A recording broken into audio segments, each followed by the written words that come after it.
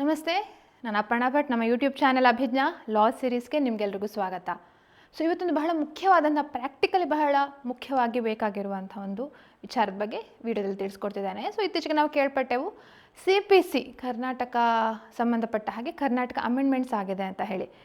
First state ಅಂತ ಕೂಡ ಹೇಳ್ತಾರೆ ಈ ರೀತಿ ಲಾನ ಪಾಸ್ ಮಾಡಿರುವಂಥ CPCಗೆ ಅಮೆಂಡ್ಮೆಂಟ್ ಮಾಡಿ ಪಾಸ್ ಮಾಡಿರುವಂಥ ಒಂದು ರಾಜ್ಯ ಅಂತ ಹೇಳಿ ಕೂಡ ಕರೀತಾರೆ. ಸೊ ಏನು ಬೇಸಿಕಲಿ ಅಂದರೆ ಬೇಗ ಪ್ರಕರಣಗಳು ಇತ್ಯರ್ಥ ಆಗಬೇಕು ಅಂತ ಹೇಳುವಂಥ ವಿಚಾರದಲ್ಲಿ ಹಲವಾರು ಕ್ರಮಗಳನ್ನು ಕೈಗೊಂಡಿದ್ದಾರೆ.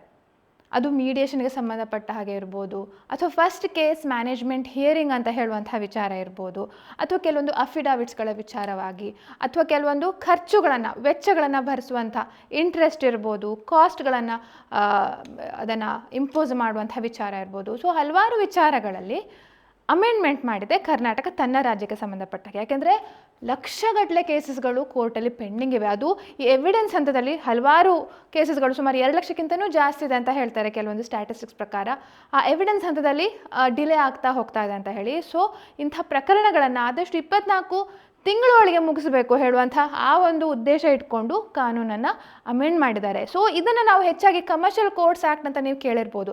ಅದಕ್ಕೆ ಹೆಚ್ಚಾಗಿ ಸ್ವಲ್ಪ ಸಿಮಿಲರ್ ಇರುವಂಥದ್ದು ಎಲ್ಲ ಪ್ರಾವಿಷನ್ಸ್ಗಳೆಲ್ಲ ಕೂಡ. ಈಗ ರಿಟರ್ನ್ ಸ್ಟೇಟ್ಮೆಂಟ್ಗೆ ಸಂಬಂಧಪಟ್ಟ ಹಾಗೆ, ಫಸ್ಟ್ ಕೇಸ್ ಮ್ಯಾನೇಜ್ಮೆಂಟ್ ಹಿಯರಿಂಗ್, ಕಾಸ್ಟ್ಗಳ ಸಂಬಂಧಪಟ್ಟ ಹಾಗೆ ಹಲವಾರು ವಿಚಾರಗಳಲ್ಲಿ ನಾವು ತುಂಬ ಸಿಮಿಲಾರಿಟೀಸ್, ಹೋಲಿಕೆಗಳನ್ನು ಕಾಣ್ತೇವೆ. ಓಕೆ, ಸೊ ಯಾರು ಕಮರ್ಷಿಯಲ್ ಕೋರ್ಟ್ಸ್ ಆ್ಯಕ್ಟ್ ಅಥವಾ ಅದರಲ್ಲಿ ಸ್ವಲ್ಪ ಅಭ್ಯಾಸ ಮಾಡ್ಕೊಂಡಿರ್ತೀರಿ ಅಥವಾ ಅದು ಪ್ರಾಕ್ಟೀಸ್ ಮಾಡ್ತಿದ್ದೀರಿ ಆ ಕೇಸಸ್ಗಳಿಗೆ ಸಂಬಂಧಪಟ್ಟ ಹಾಗೆ, ಅವರಿಗೆ ಈ ಒಂದು ಹೊಸ ಅಮೆಂಡ್ಮೆಂಟ್ ಅಂತ ಒಂದು ತಿಳ್ಕೊಳ್ಳೋಂಥ ಬಹಳ ಕಷ್ಟ ಆಗಲಿಕ್ಕಿಲ್ಲ. ಹಾಗೂ ಸಹಜವಾಗಿ ಫಸ್ಟ್ ಟೈಮ್ ಓದುವಂಥವ್ರಿಗೂ ಸಹ ಈ ಅಮೆಂಡ್ಮೆಂಟ್ ಏನು ಅಂತೇಳಿ ಅದು ಕೂಡ ಅಂಥ ಏನು ತುಂಬ ಏನು ಕಷ್ಟ ಇಲ್ಲ. ಜಸ್ಟ್ ಪ್ರಾಕ್ಟಿಕಲಿ ಬೇಗ ಸ್ಪೀಡಪ್ ಆಗಲಿಕ್ಕೆ ಏನೇನು ಮೆಷರ್ಸ್ಗಳನ್ನು ತೊಗೊಳ್ಬೇಕು ಅದನ್ನು ನಾವಿಲ್ಲಿ ಕಾಣ್ತಾ ಹೋಗ್ತೇವೆ. ಈ ಒಂದು ಅಮೆಂಡ್ಮೆಂಟ್ ಯಾವುದಕ್ಕೆ ನೆಸೆಸರಿ ಅಂದರೆ ಒಂದು ಪ್ರಾಕ್ಟಿಕಲ್ ಲಾಯರ್ಸ್ಗೆ ಇಂಪಾರ್ಟೆಂಟ್ ಆಗುತ್ತೆ. ಇನ್ನೊಂದು ಜುಡಿಷರಿ ಎಕ್ಸಾಮ್ ಬರೆಯುವಂಥವರಿಗೆ ಹೆಚ್ಚಾಗಿ ಕರ್ನಾಟಕ ಜುಡಿಷರಿ ಎಕ್ಸಾಮ್ ಇರುತ್ತಲ್ಲ, ಅಂಥ ಸಂದರ್ಭದಲ್ಲಿ ನಾವು ಹೆಚ್ಚಾಗಿ ಅಮೆಂಡ್ಮೆಂಟ್ಸ್ಗಳ ಬಗ್ಗೆ ಯಾವುದೇ ಕಾನೂನಿರಲಿ, CPC ಅಷ್ಟೇ ಅಂತ ಹೇಳ್ತಾ ಇಲ್ಲ ಅಥವಾ ರಾಜ್ಯಕ್ಕೆ ಸಂಬಂಧಪಟ್ಟ ಅಮೆಂಡ್ಮೆಂಟ್ಸ್ ಅಂತ ಹೇಳ್ತಾ ಇಲ್ಲ, ಅಮೆಂಡ್ಮೆಂಟ್ಸ್ಗಳ ಮೇಲೆ, ರೀಸೆಂಟ್ ಅಮೆಂಡ್ಮೆಂಟ್ಸ್ಗಳ ಮೇಲೆ ಹೆಚ್ಚಾಗಿ ಪ್ರಶ್ನೆಗಳನ್ನು ಕೇಳ್ತಿರ್ತಾರೆ. ಸೊ ಅಂಥ ನಿಟ್ಟಿನಲ್ಲಿ ಈ ಒಂದು ಕಾನೂನು ಏನು ಅಮೆಂಡ್ ಆಗಿದೆ ಅದು ಬಹಳ ಒಂದು ಎಕ್ಸ್ಪೆಕ್ಟೆಡ್ ಕ್ವಶನ್ ಬರುವಂಥ ಸಾಧ್ಯತೆ ಇರುತ್ತೆ. ಈಗ ಉದಾಹರಣೆಗೆ ಕರ್ನಾಟಕ ಸಂಬಂಧಪಟ್ಟಾಗೆ ಸೆಕ್ಷನ್ 54 ಅಂತ ಒಂದು CPCಯಲ್ಲಿ ಇತ್ತು. ಅದು ಕರ್ನಾಟಕ ರಾಜ್ಯ ಅಮೆಂಡ್ ಮಾಡಿತ್ತು. ಅದ್ರ ಮೇಲೆ ಹಲವಾರು ಕ್ವಶನ್ಸ್ಗಳು ಕಳೆದ ಪ್ರೀವಿಯಸ್ ಇಯರ್ಗಳಲ್ಲೂ ಕೂಡ ಕೇಳಿದ್ದಾರೆ. ಅದಕ್ಕೋಸ್ಕರ ಎಲ್ಲ ನಿಟ್ಟಿನಲ್ಲೂ ಕೂಡ ಈ ಒಂದು ಕಾನೂನನ್ನು ಓದುವಂಥದ್ದು ಬಹಳ ಮುಖ್ಯ ಆಗುತ್ತೆ. ಸೊ ಅದು ಆನ್ಲೈನ್ ಸಿಗುತ್ತೆ, ಅದರ ಕಾಪಿ ಡೌನ್ಲೋಡ್ ಮಾಡಿ ಇಟ್ಕೊಳ್ಳಿ. ಯಾಕೆಂದರೆ ಬರೀ ಈಗ ಉದಾಹರಣೆಗೆ ಎಕ್ಸಾಮಲ್ಲಿ ಯಾವ್ಯಾವ ಅಮೆಂಡ್ಮೆಂಟ್ಸ್ಗಳನ್ನು ಇಂಟ್ರೊಡ್ಯೂಸ್ ಮಾಡಿದ್ರು ಅಂತ ಕೇಳಿದಾಗ you may need to answer only that, ಅಷ್ಟನ್ನೇ ಆನ್ಸರ್ ಮಾಡುವಂಥ ಅವಶ್ಯಕತೆ ಇರುತ್ತೆ. ಓಕೆ, ಇಲ್ಲಾಂದರೆ ಈಗ ನಾವು ನಾರ್ಮಲ್ ಈಗ ಹೊಸ ರೀಸೆಂಟ್ ಅಮೆಂಡೆಡ್ CPC ಟೆಕ್ಸ್ಟ್ ಬುಕ್ಗಳನ್ನು ತೊಗೊಂಡ್ರು ಸಹ ಅಥವಾ ಬೇರೆ ಆ್ಯಕ್ಟ್ಗಳನ್ನು ತೊಗೊಂಡ್ರು ಸಹ ಇಟ್ ವುಡ್ ಬಿ ಡಿಫಿಕಲ್ಟು ಅದನ್ನು ಪಾಯಿಂಟ್ ಮಾಡುವಂಥದ್ದು ಕಷ್ಟ. ಸೊ ಲೆಜಿಸ್ಲೇಟಿವ್ ಡಿಪಾರ್ಟ್ಮೆಂಟಲ್ಲೆಲ್ಲ ಈಸಿಲಿ ಆ ಕಾಪಿ ಅವೈಲೇಬಲ್ ಇದೆ. ಕರ್ನಾಟಕದ್ದು ಕೂಡ ಇದೆ, ಕನ್ನಡದ್ದು ಕೂಡ ಇದೆ, ಆಂಗ್ಲ ಮಾಧ್ಯಮದಲ್ಲೂ ಕೂಡ ಇದೆ. ಸೊ ಅದಕ್ಕೋಸ್ಕರ ಅದನ್ನೊಂದು ಡೌನ್ಲೋಡ್ ಮಾಡಿ ಇಟ್ಕೊಳ್ಳಿ. It would be very easy, ಹ್ಯಾಂಡಿಯಾಗಿ ನಿಮಗೆ ಹೆಲ್ಪ್ ಆಗುತ್ತೆ. ಆಯಿತಾ? ಸೊ ಇದನ್ನೇ ಹೆಡ್ಲೈನ್ಸ್, ಎಲ್ಲ ಹೆಡ್ಲೈನ್ಸಲ್ಲಿ ನಾವು ನೋಡಿರುವಂಥದ್ದು. ಸೊ ಆ್ಯಕ್ಚುಲಿ ಗವರ್ನರ್ ಅದಕ್ಕೆ ಅಸೆಂಟ್ ಕೊಡುವಂಥದ್ದು. But this went to president ಅವ್ರ ಹತ್ರ ಅಸೆಂಟ್ ತೊಗೊಳ್ಬೇಕು ಅಂತ ಹೇಳಿ ರಿಸರ್ವ್ ಮಾಡಿದರು. Soon after that now this has become the law. ಹಾಗೆಯೇ ಜಾರಿಗೆ ಬಂದಿದೆಯಾ? ಹೌದು, ಜೂನ್ 5ರಿಂದ ಜಾರಿಗೆ ಬಂದಿದೆ. ನಾವು ಅದರದ್ದು ನೋಟಿಫಿಕೇಷನ್ ಕೂಡ ನೋಡ್ಬೋದು. 5/6 ವಿತ್ ಎಫೆಕ್ಟ್ ಫ್ರಮ್ 5/6/2025 ಅಂತ ಹೇಳಿ ಇಲ್ಲಿ ನಾವು ಕಾಣ್ತೇವೆ. ಆಯಿತಾ?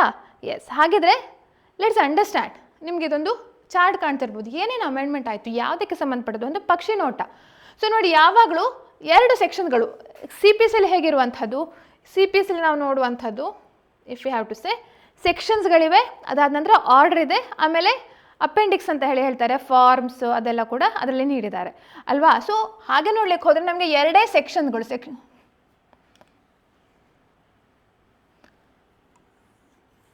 ಇದು ಸೆಕ್ಷನ್ಸ್ಗಳಿಗೆ ಸಂಬಂಧಪಟ್ಟ ಹಾಗೆ 2 ಸೆಕ್ಷನ್ಗಳು ಅಮೆಂಡ್ ಆಗಿವೆ. ಸೊ ಸೆಕ್ಷನ್ 89A ಹಾಗೂ ಸೆಕ್ಷನ್ 158A ಇದೆರಡು ನಾವು ಕಾಣ್ತೇವೆ. ಹಾಗೆ ಆರ್ಡರ್ಗೆ ಸಂಬಂಧಪಟ್ಟ ಹಾಗೆ ನೋಡಿ, ಆರ್ಡರ್ 5, 6, 7, 8, 17, 18 ಇದು ಅಮೆಂಡ್ ಆಗಿವೆ. ಪ್ಲಸ್ ಇನ್ನೊಂದು ಹೊಸದಾದಂಥ ಆರ್ಡರ್ 15AA ಅಂತ ಹೇಳಿ ಸೇರಿಸಿದ್ದಾರೆ.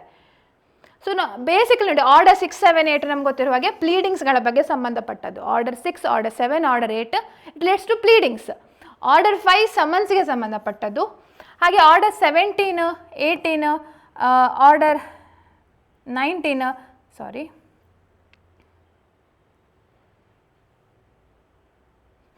ಆರ್ಡರ್ 17, 18, 19 ಇದೆಲ್ಲದು ಯಾವ್ದು ಸಂಬಂಧಪಟ್ಟದು? ಅಫಿಡಾವಿಟ್, ಅಡ್ಜರ್ಮೆಂಟ್ಸು, ಅಫಿಡಾವಿಟ್ಸ್ಗೆ ಸಂಬಂಧಪಟ್ಟದಾಗಿದೆ.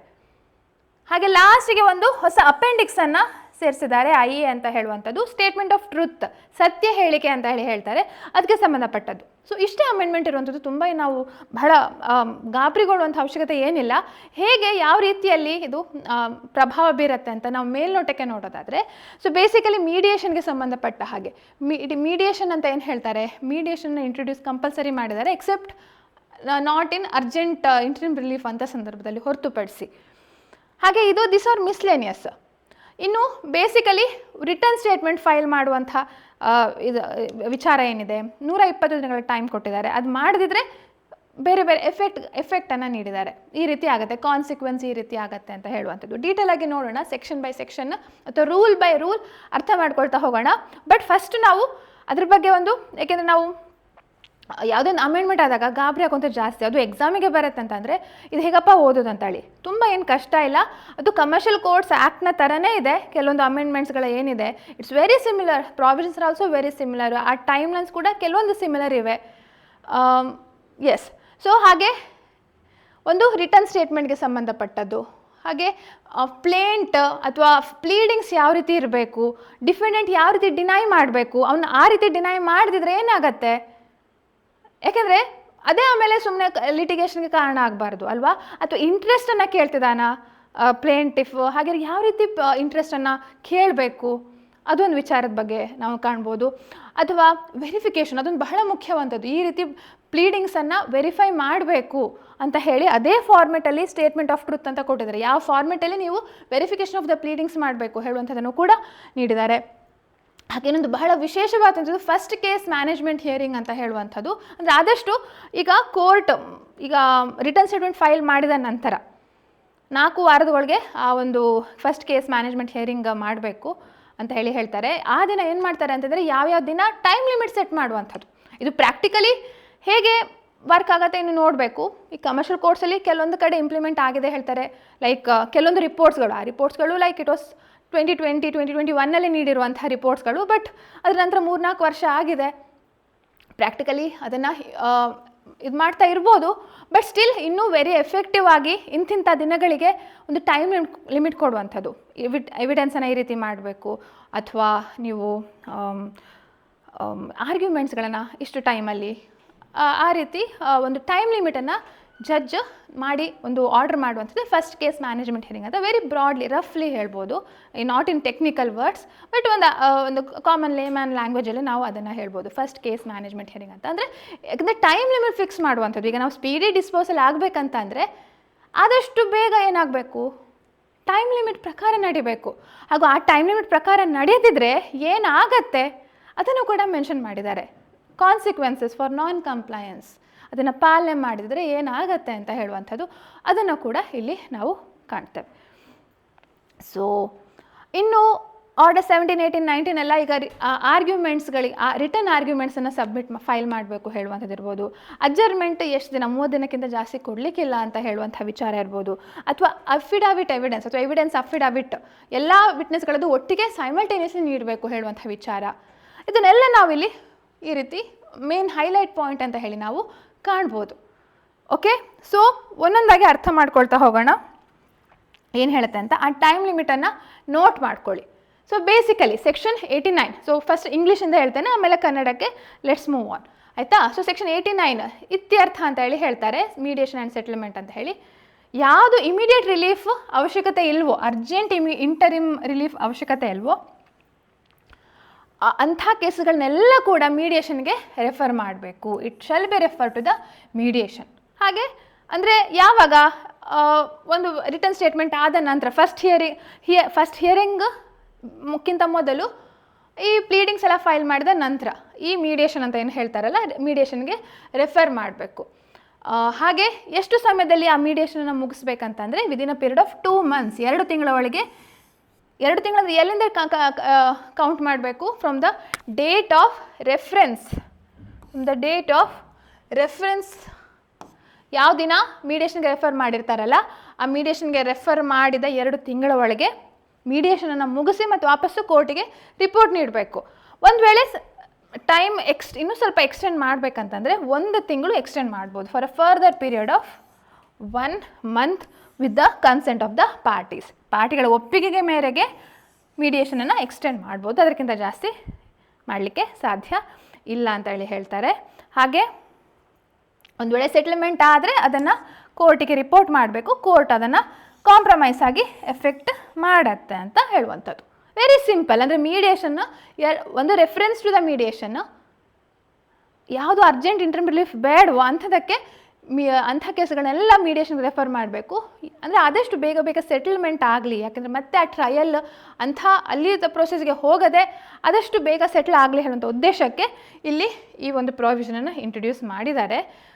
If we have to see the Kannada version ನಾವು ನೋಡೋದಾದರೆ ನೋಡಿ, ಯಾವುದೇ ತುರ್ತು ಮಧ್ಯಂತರ ಪರಿಹಾರ ಇಲ್ಲದಿದ್ದರೆ, ಇಫ್ ಅರ್ಜೆಂಟ್ ಇಂಟರಿಮ್ ರಿಲೀಫ್ ಅಂತ ಹೇಳ್ತಾರಲ್ಲ, ಸೊ ಉದಾಹರಣೆಗೆ ಈಗ ನೀವು ಜುಡಿಷರಿ ಎಕ್ಸಾಮ್ಗೆ ಬರೀತಿದ್ದೀರಿ ಅಂತಾದರೆ ಸೈಮಲ್ಟೇನಿಯಸ್ ಇಂಗ್ಲೀಷ್ ಮತ್ತು ಕನ್ನಡ ಪ್ರೊವಿಷನನ್ನು ಓದ್ಕೊಳ್ಳಿ. ಕನ್ನಡದಲ್ಲಿ ವೀಕ್ ಇದ್ದರೆ ಕನ್ನಡದ ಬಗ್ಗೆ ಹೆಚ್ಚು ಗಮನ ಕೊಡಿ, ಇಂಗ್ಲೀಷಲ್ಲಿ ವೀಕ್ ಇದ್ದರೆ ಇಂಗ್ಲೀಷ್ನ ಶಬ್ದಗಳ ಬಗ್ಗೆ ಗಮನ ಕೊಡಿ. So that it will be beneficial for both, ಟ್ರಾನ್ಸ್ಲೇಷನ್ಗೆ ಹೆಲ್ಪ್ ಆಗುತ್ತೆ ಇದು. ಸೊ ತುರ್ತು ಮಧ್ಯಂತರ ಪರಿಹಾರ ಇಲ್ಲದಿದ್ದರೆ ಆವಾಗ ಮಧ್ಯಸ್ಥಿಕೆಗೆ ಅಂದರೆ ಮೀಡಿಯೇಷನ್ಗೆ ರೆಫರ್ ಮಾಡಬೇಕು, ಉಲ್ಲೇಖಿಸತಕ್ಕದ್ದು. ಹಾಗೆ ಅದರ ಪ್ರಕಾರ ನಾವೇನು ನೋಡ್ಬೋದು, 2 ತಿಂಗಳ ಒಳಗೆ 2 ತಿಂಗಳುಗಳ ಅವಧಿಯೊಳಗೆ ಉಲ್ಲೇಖ ಅಂದರೆ ರೆಫರ್ ಆದ 2 ತಿಂಗಳ ಒಳಗೆ ಅದನ್ನು ಮುಗಿಸ್ಬೇಕು ಅಂತ ಹೇಳ್ತಾರೆ. ಹಾಗೂ ಇನ್ನು ಹೆಚ್ಚು ಅಂದರೆ 1 ತಿಂಗಳ ವಿಸ್ತರಣೆಯನ್ನು ನೀಡ್ಬೋದು ಪಾರ್ಟಿಗಳ ಒಪ್ಪಿಗೆ ಮೇರೆಗೆ.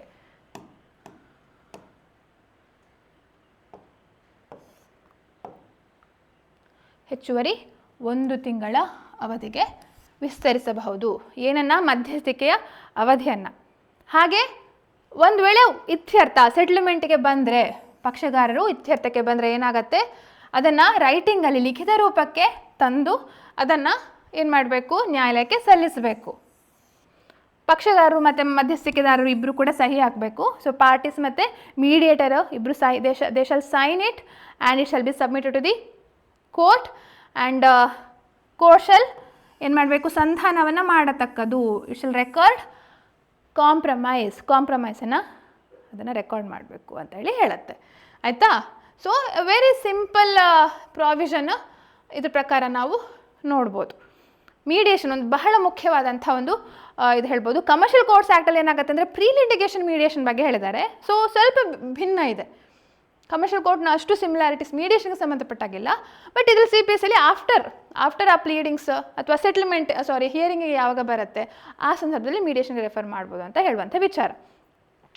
ಇನ್ನು ಸೆಕ್ಷನ್ 158 ಸೆಕ್ಷನ್ ತನಕ ಇತ್ತು. 158A ಏನು ಹೇಳುತ್ತೆ ಅಂತಂದರೆ, ಈಗ ನಾರ್ಮಲಿ ಕರ್ನಾಟಕದಲ್ಲಿ CPC ಅಮೆಂಡ್ಮೆಂಟ್ ಆಗಿದೆ. ಸೊ ಅದನ್ನು ಪಾಲನೆ ಮಾಡಬೇಕು. ಅದ್ರ ಪ್ರಕಾರ ಸಿವಿಲ್ ಡಿಸ್ಪ್ಯೂಟ್ಸ್ಗಳನ್ನು ನಡೆಸಬೇಕು, ಅದ್ರ ಪ್ರಕಾರ ಸಿವಿಲ್ ವ್ಯಾಜ್ಯಗಳನ್ನು ನಡೆಸಬೇಕು ಅಂತ ಹೇಳುವಂಥದ್ದು ಒಂದು ಮಿಸ್ಲಿನಿಯಸ್ ಪ್ರಾವಿಷನ್ನು. ಅದೇನು ಹೊಸ ಇದು ಕೊಡ್ತಾ ಇಲ್ಲ, ಎನೇಬಲಿಂಗ್ ಪ್ರಾವಿಷನ್ ಅಂತ ಹೇಳಿ ನಾವು ಇದನ್ನು ಕರಿಬೋದು. ನೆಕ್ಸ್ಟ್ ಯಾವುದು ಇಲ್ಲಿ ನಾವು ಕಾಣೋ ಪ್ರಕಾರ ಆರ್ಡರ್ 5 ನಿಮ್ಗೆ ಕಾಣ್ತಾ ಇರ್ಬೋದು. ಆರ್ಡರ್ 5 ಇದು ಸೇಮ್ ನಮ್ಮ ಆರ್ಡರ್ 8 ರಿಟರ್ನ್ ಸ್ಟೇಟ್ಮೆಂಟ್ಗೆ ಸಂಬಂಧಪಟ್ಟಾಗಿರುವಂಥದ್ದು. ಬಟ್ ಇದು ಸಮನ್ಸ್ಗೆ ಸಂಬಂಧಪಟ್ಟಾಗಿರುವಂಥದ್ದು, ಹೆಚ್ಚು ಕಮ್ಮಿ ಒಂದೇ. ಸೊ ರಿಟರ್ನ್ ಸ್ಟೇಟ್ಮೆಂಟ್ ಅಥವಾ ಲಿಖಿತ ಹೇಳಿಕೆ ಸಲ್ಲಿಸಲಿಕ್ಕೆ ಎಷ್ಟು ದಿನ? 30 ದಿನ ಆಲ್ರೆಡಿ ಇದೆ. CPS ಅಲ್ಲಿ ಇನ್ನು ಹೆಚ್ಚು ಅಂದರೆ ಎಷ್ಟು ಟೈಮ್ ಕೊಡ್ತಾರೆ? 90 ದಿನಗಳ ಔಟರ್ ಇದು ಕೊಡ್ತಾರೆ. ಇಲ್ಲಿ ಏನು ಹೇಳಿದ್ದಾರೆ, ಇಲ್ಲ ನಾವು 120 ಡೇಸ್ ತನಕ ಕೊಡ್ತೇವೆ. 120 ಡೇಸ್ ಸಮನ್ಸ್ ಸರ್ವ್ ಆದ 120 ದಿನಗಳ ಒಳಗೆ ನೀವು ರಿಟರ್ನ್ ಸ್ಟೇಟ್ಮೆಂಟನ್ನು ಸಲ್ಲಿಸಬೇಕು. ಹಾಗೂ ಒಂದು ವೇಳೆ ಸಲ್ಲಿಸದಿದ್ದರೆ ನೋಡಿ ಅದನ್ನು ಕಾನ್ಸಿಕ್ವೆನ್ಸ್ ಹೇಳಿದ್ದಾರೆ. ಸೊ ಇದು ಬಹಳ ಮುಖ್ಯ. ಯಾಕೆಂದರೆ ಹೌದು, ಆಮೇಲೆ ಕೆಲಸ ಎಕ್ಸ್ಟೆನ್ಷನ್ ಆಫ್ ದಿ ಟೈಮ್ ತಗೊಳ್ತಾ ಹೋಗ್ತಾರೆ. ಸೊ ಅದನ್ನು ಸ್ಪಷ್ಟವಾಗಿ ಹೇಳಿದ್ದಾರೆ. ಒಂದು ವೇಳೆ 120 ದಿನಗಳ ಒಳಗೆ ಅದನ್ನು ಸಲ್ಲಿಸದಿದ್ದರೆ the court shall forfeit the right to file the return statement. ಆ ಹಕ್ಕನ್ನು ಅದು ಕಸಿದುಕೊಳ್ಳತ್ತೆ. ಅವನು ಅದನ್ನು ನೋಡಿ ಇಲ್ಲಿದೆ, ಪ್ರತಿವಾದಿಯು ಲಿಖಿತ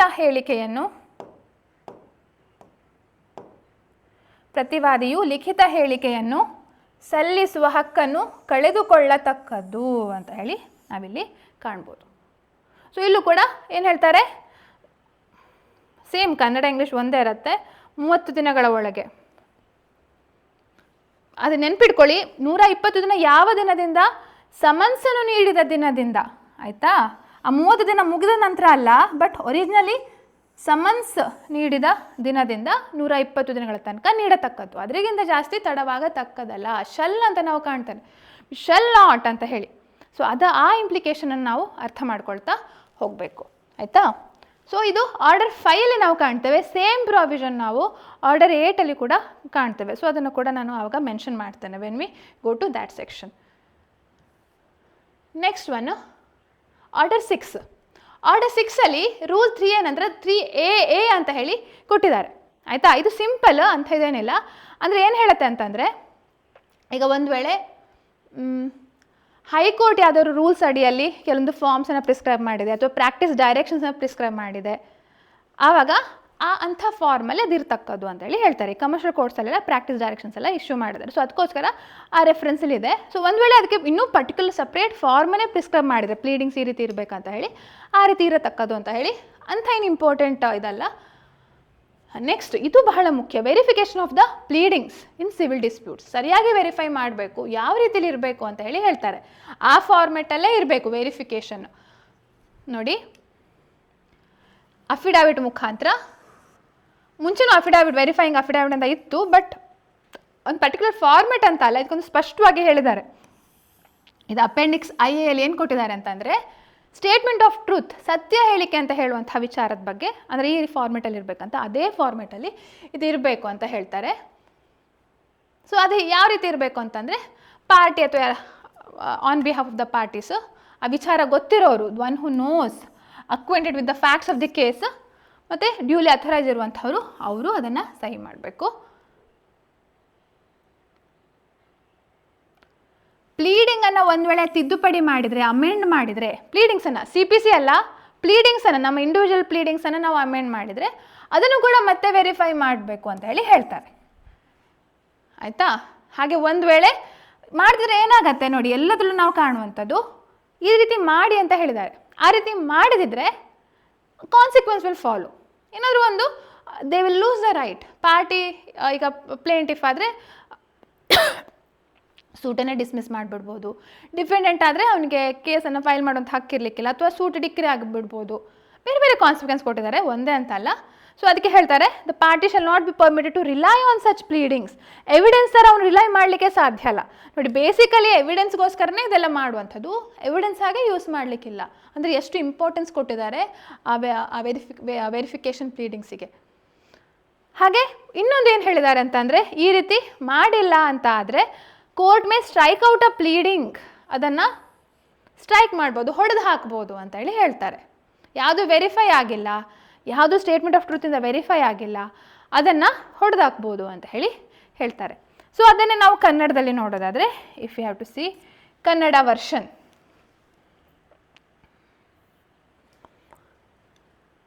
ವೆರಿಫಿಕೇಷನ್ ಆಫ್ ದಿ ಪ್ಲೀಡಿಂಗ್ಸ್ ಅಂದರೆ ವಾದಪತ್ರಗಳು, ವಾದಪತ್ರಗಳ ಪರಿಶೀಲನೆ ಅಂತೇಳಿ ನಾವು ಕಾಣ್ಬೋದು. ಸಿವಿಲ್ ಡಿಸ್ಪ್ಯೂಟ್, ಸಿವಿಲ್ ವಿವಾದದಲ್ಲಿನ ವಾದಪತ್ರಗಳ ಪರಿಶೀಲನೆ. ಸೊ ಅನುಬಂಧ 1A IA ಅಂತ ಹೇಳಿ ಕೂಡ ಕರಿಬೋದು. ಅಫಿಡಾವಿಟ್ ಮುಖಾಂತರ ಪ್ರತಿಯೊಂದನ್ನು ಆ ನಮೂನೆಯಲ್ಲೇ ಅದರ ಪರಿಶೀಲನೆ ಮಾಡಬೇಕು. ಸೊ ಅದರಲ್ಲಿ ಪಕ್ಷಗಾರರು ಅಥವಾ ಅವರ ಪರವಾಗಿರುವಂಥವರು, ಅಥರೈಸ್ಡ್ ವ್ಯಕ್ತಿಗಳು, ರುಜುವಾತಾದ ಅಥವಾ ಯುಕ್ತವಾದ ಅಧಿಕೃತಗೊಳಿಸಲಾದಂಥ ವ್ಯಕ್ತಿಗಳು, ಅವರು ಅದನ್ನು ಸಹಿ ಮಾಡತಕ್ಕದ್ದು ಅಂತ ಹೇಳ್ತಾರೆ.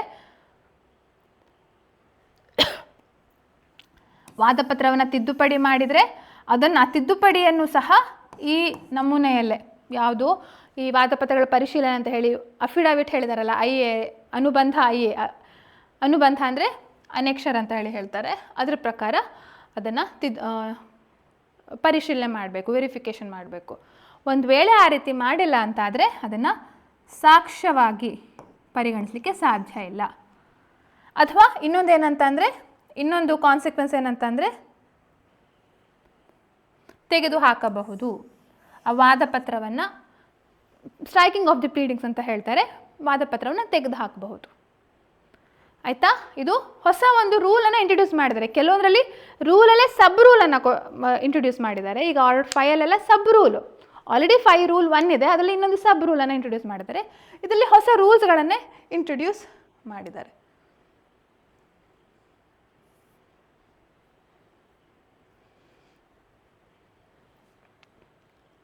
Next order 7. ಆರ್ಡರ್ 7 ಪ್ಲೇಂಟ್ ಬಗ್ಗೆ, ಎಸ್ಪೆಷಲಿ ಪ್ಲೇಂಟ್ ಬಗ್ಗೆ ನಾವು ಕಾಣ್ತೇವೆ. ಇಲ್ಲಿ ನಾವು ನೋಡುವಂಥದ್ದು ಏನಂತಂದರೆ, ಇಲ್ಲಿ ನೋಡಿ ಹೆಚ್ಚಾಗಿ ಪ್ಲೇಂಟಿಫು ಈ ರೀತಿಯ ವಿಚಾರಗಳನ್ನೆಲ್ಲ ಮೆನ್ಷನ್ ಮಾಡಬೇಕಂತ ಇರುತ್ತೆ. ಸೊ ಹೊಸದಾಗಿ ಏನು ಮಾಡಿದ್ದಾರೆ ನೋಡಿ, mobile number, email I D. ಪ್ಲೇಂಟ್ನ ಮೊಬೈಲ್ ನಂಬರ್, ಇಮೇಲ್ ಐ ಡಿನೂ ಕೊಡಬೇಕು, ಹಾಗೂ ಡಿಫೆಂಡೆಂಟ್ನ mobile number, email I D ಕೂಡ ಕೊಡಬೇಕಂತ ಹೇಳಿದ್ದಾರೆ. ಸೊ ಟೆಕ್ನಾಲಜಿಗೆ ಸರಿಯಾಗಿ ಈ ರೀತಿ ಮುಂದುವರ್ಸ್ಕೊಂಡು ಹೋಗಿದ್ದಾರೆ. ಆಯಿತಾ? ಇದು ಒಂದಾದರೆ, ಇನ್ನು ಇಂಟ್ರೆಸ್ಟ್, ಬಡ್ಡಿ ಕೇಳಿದ್ದಾರೆ.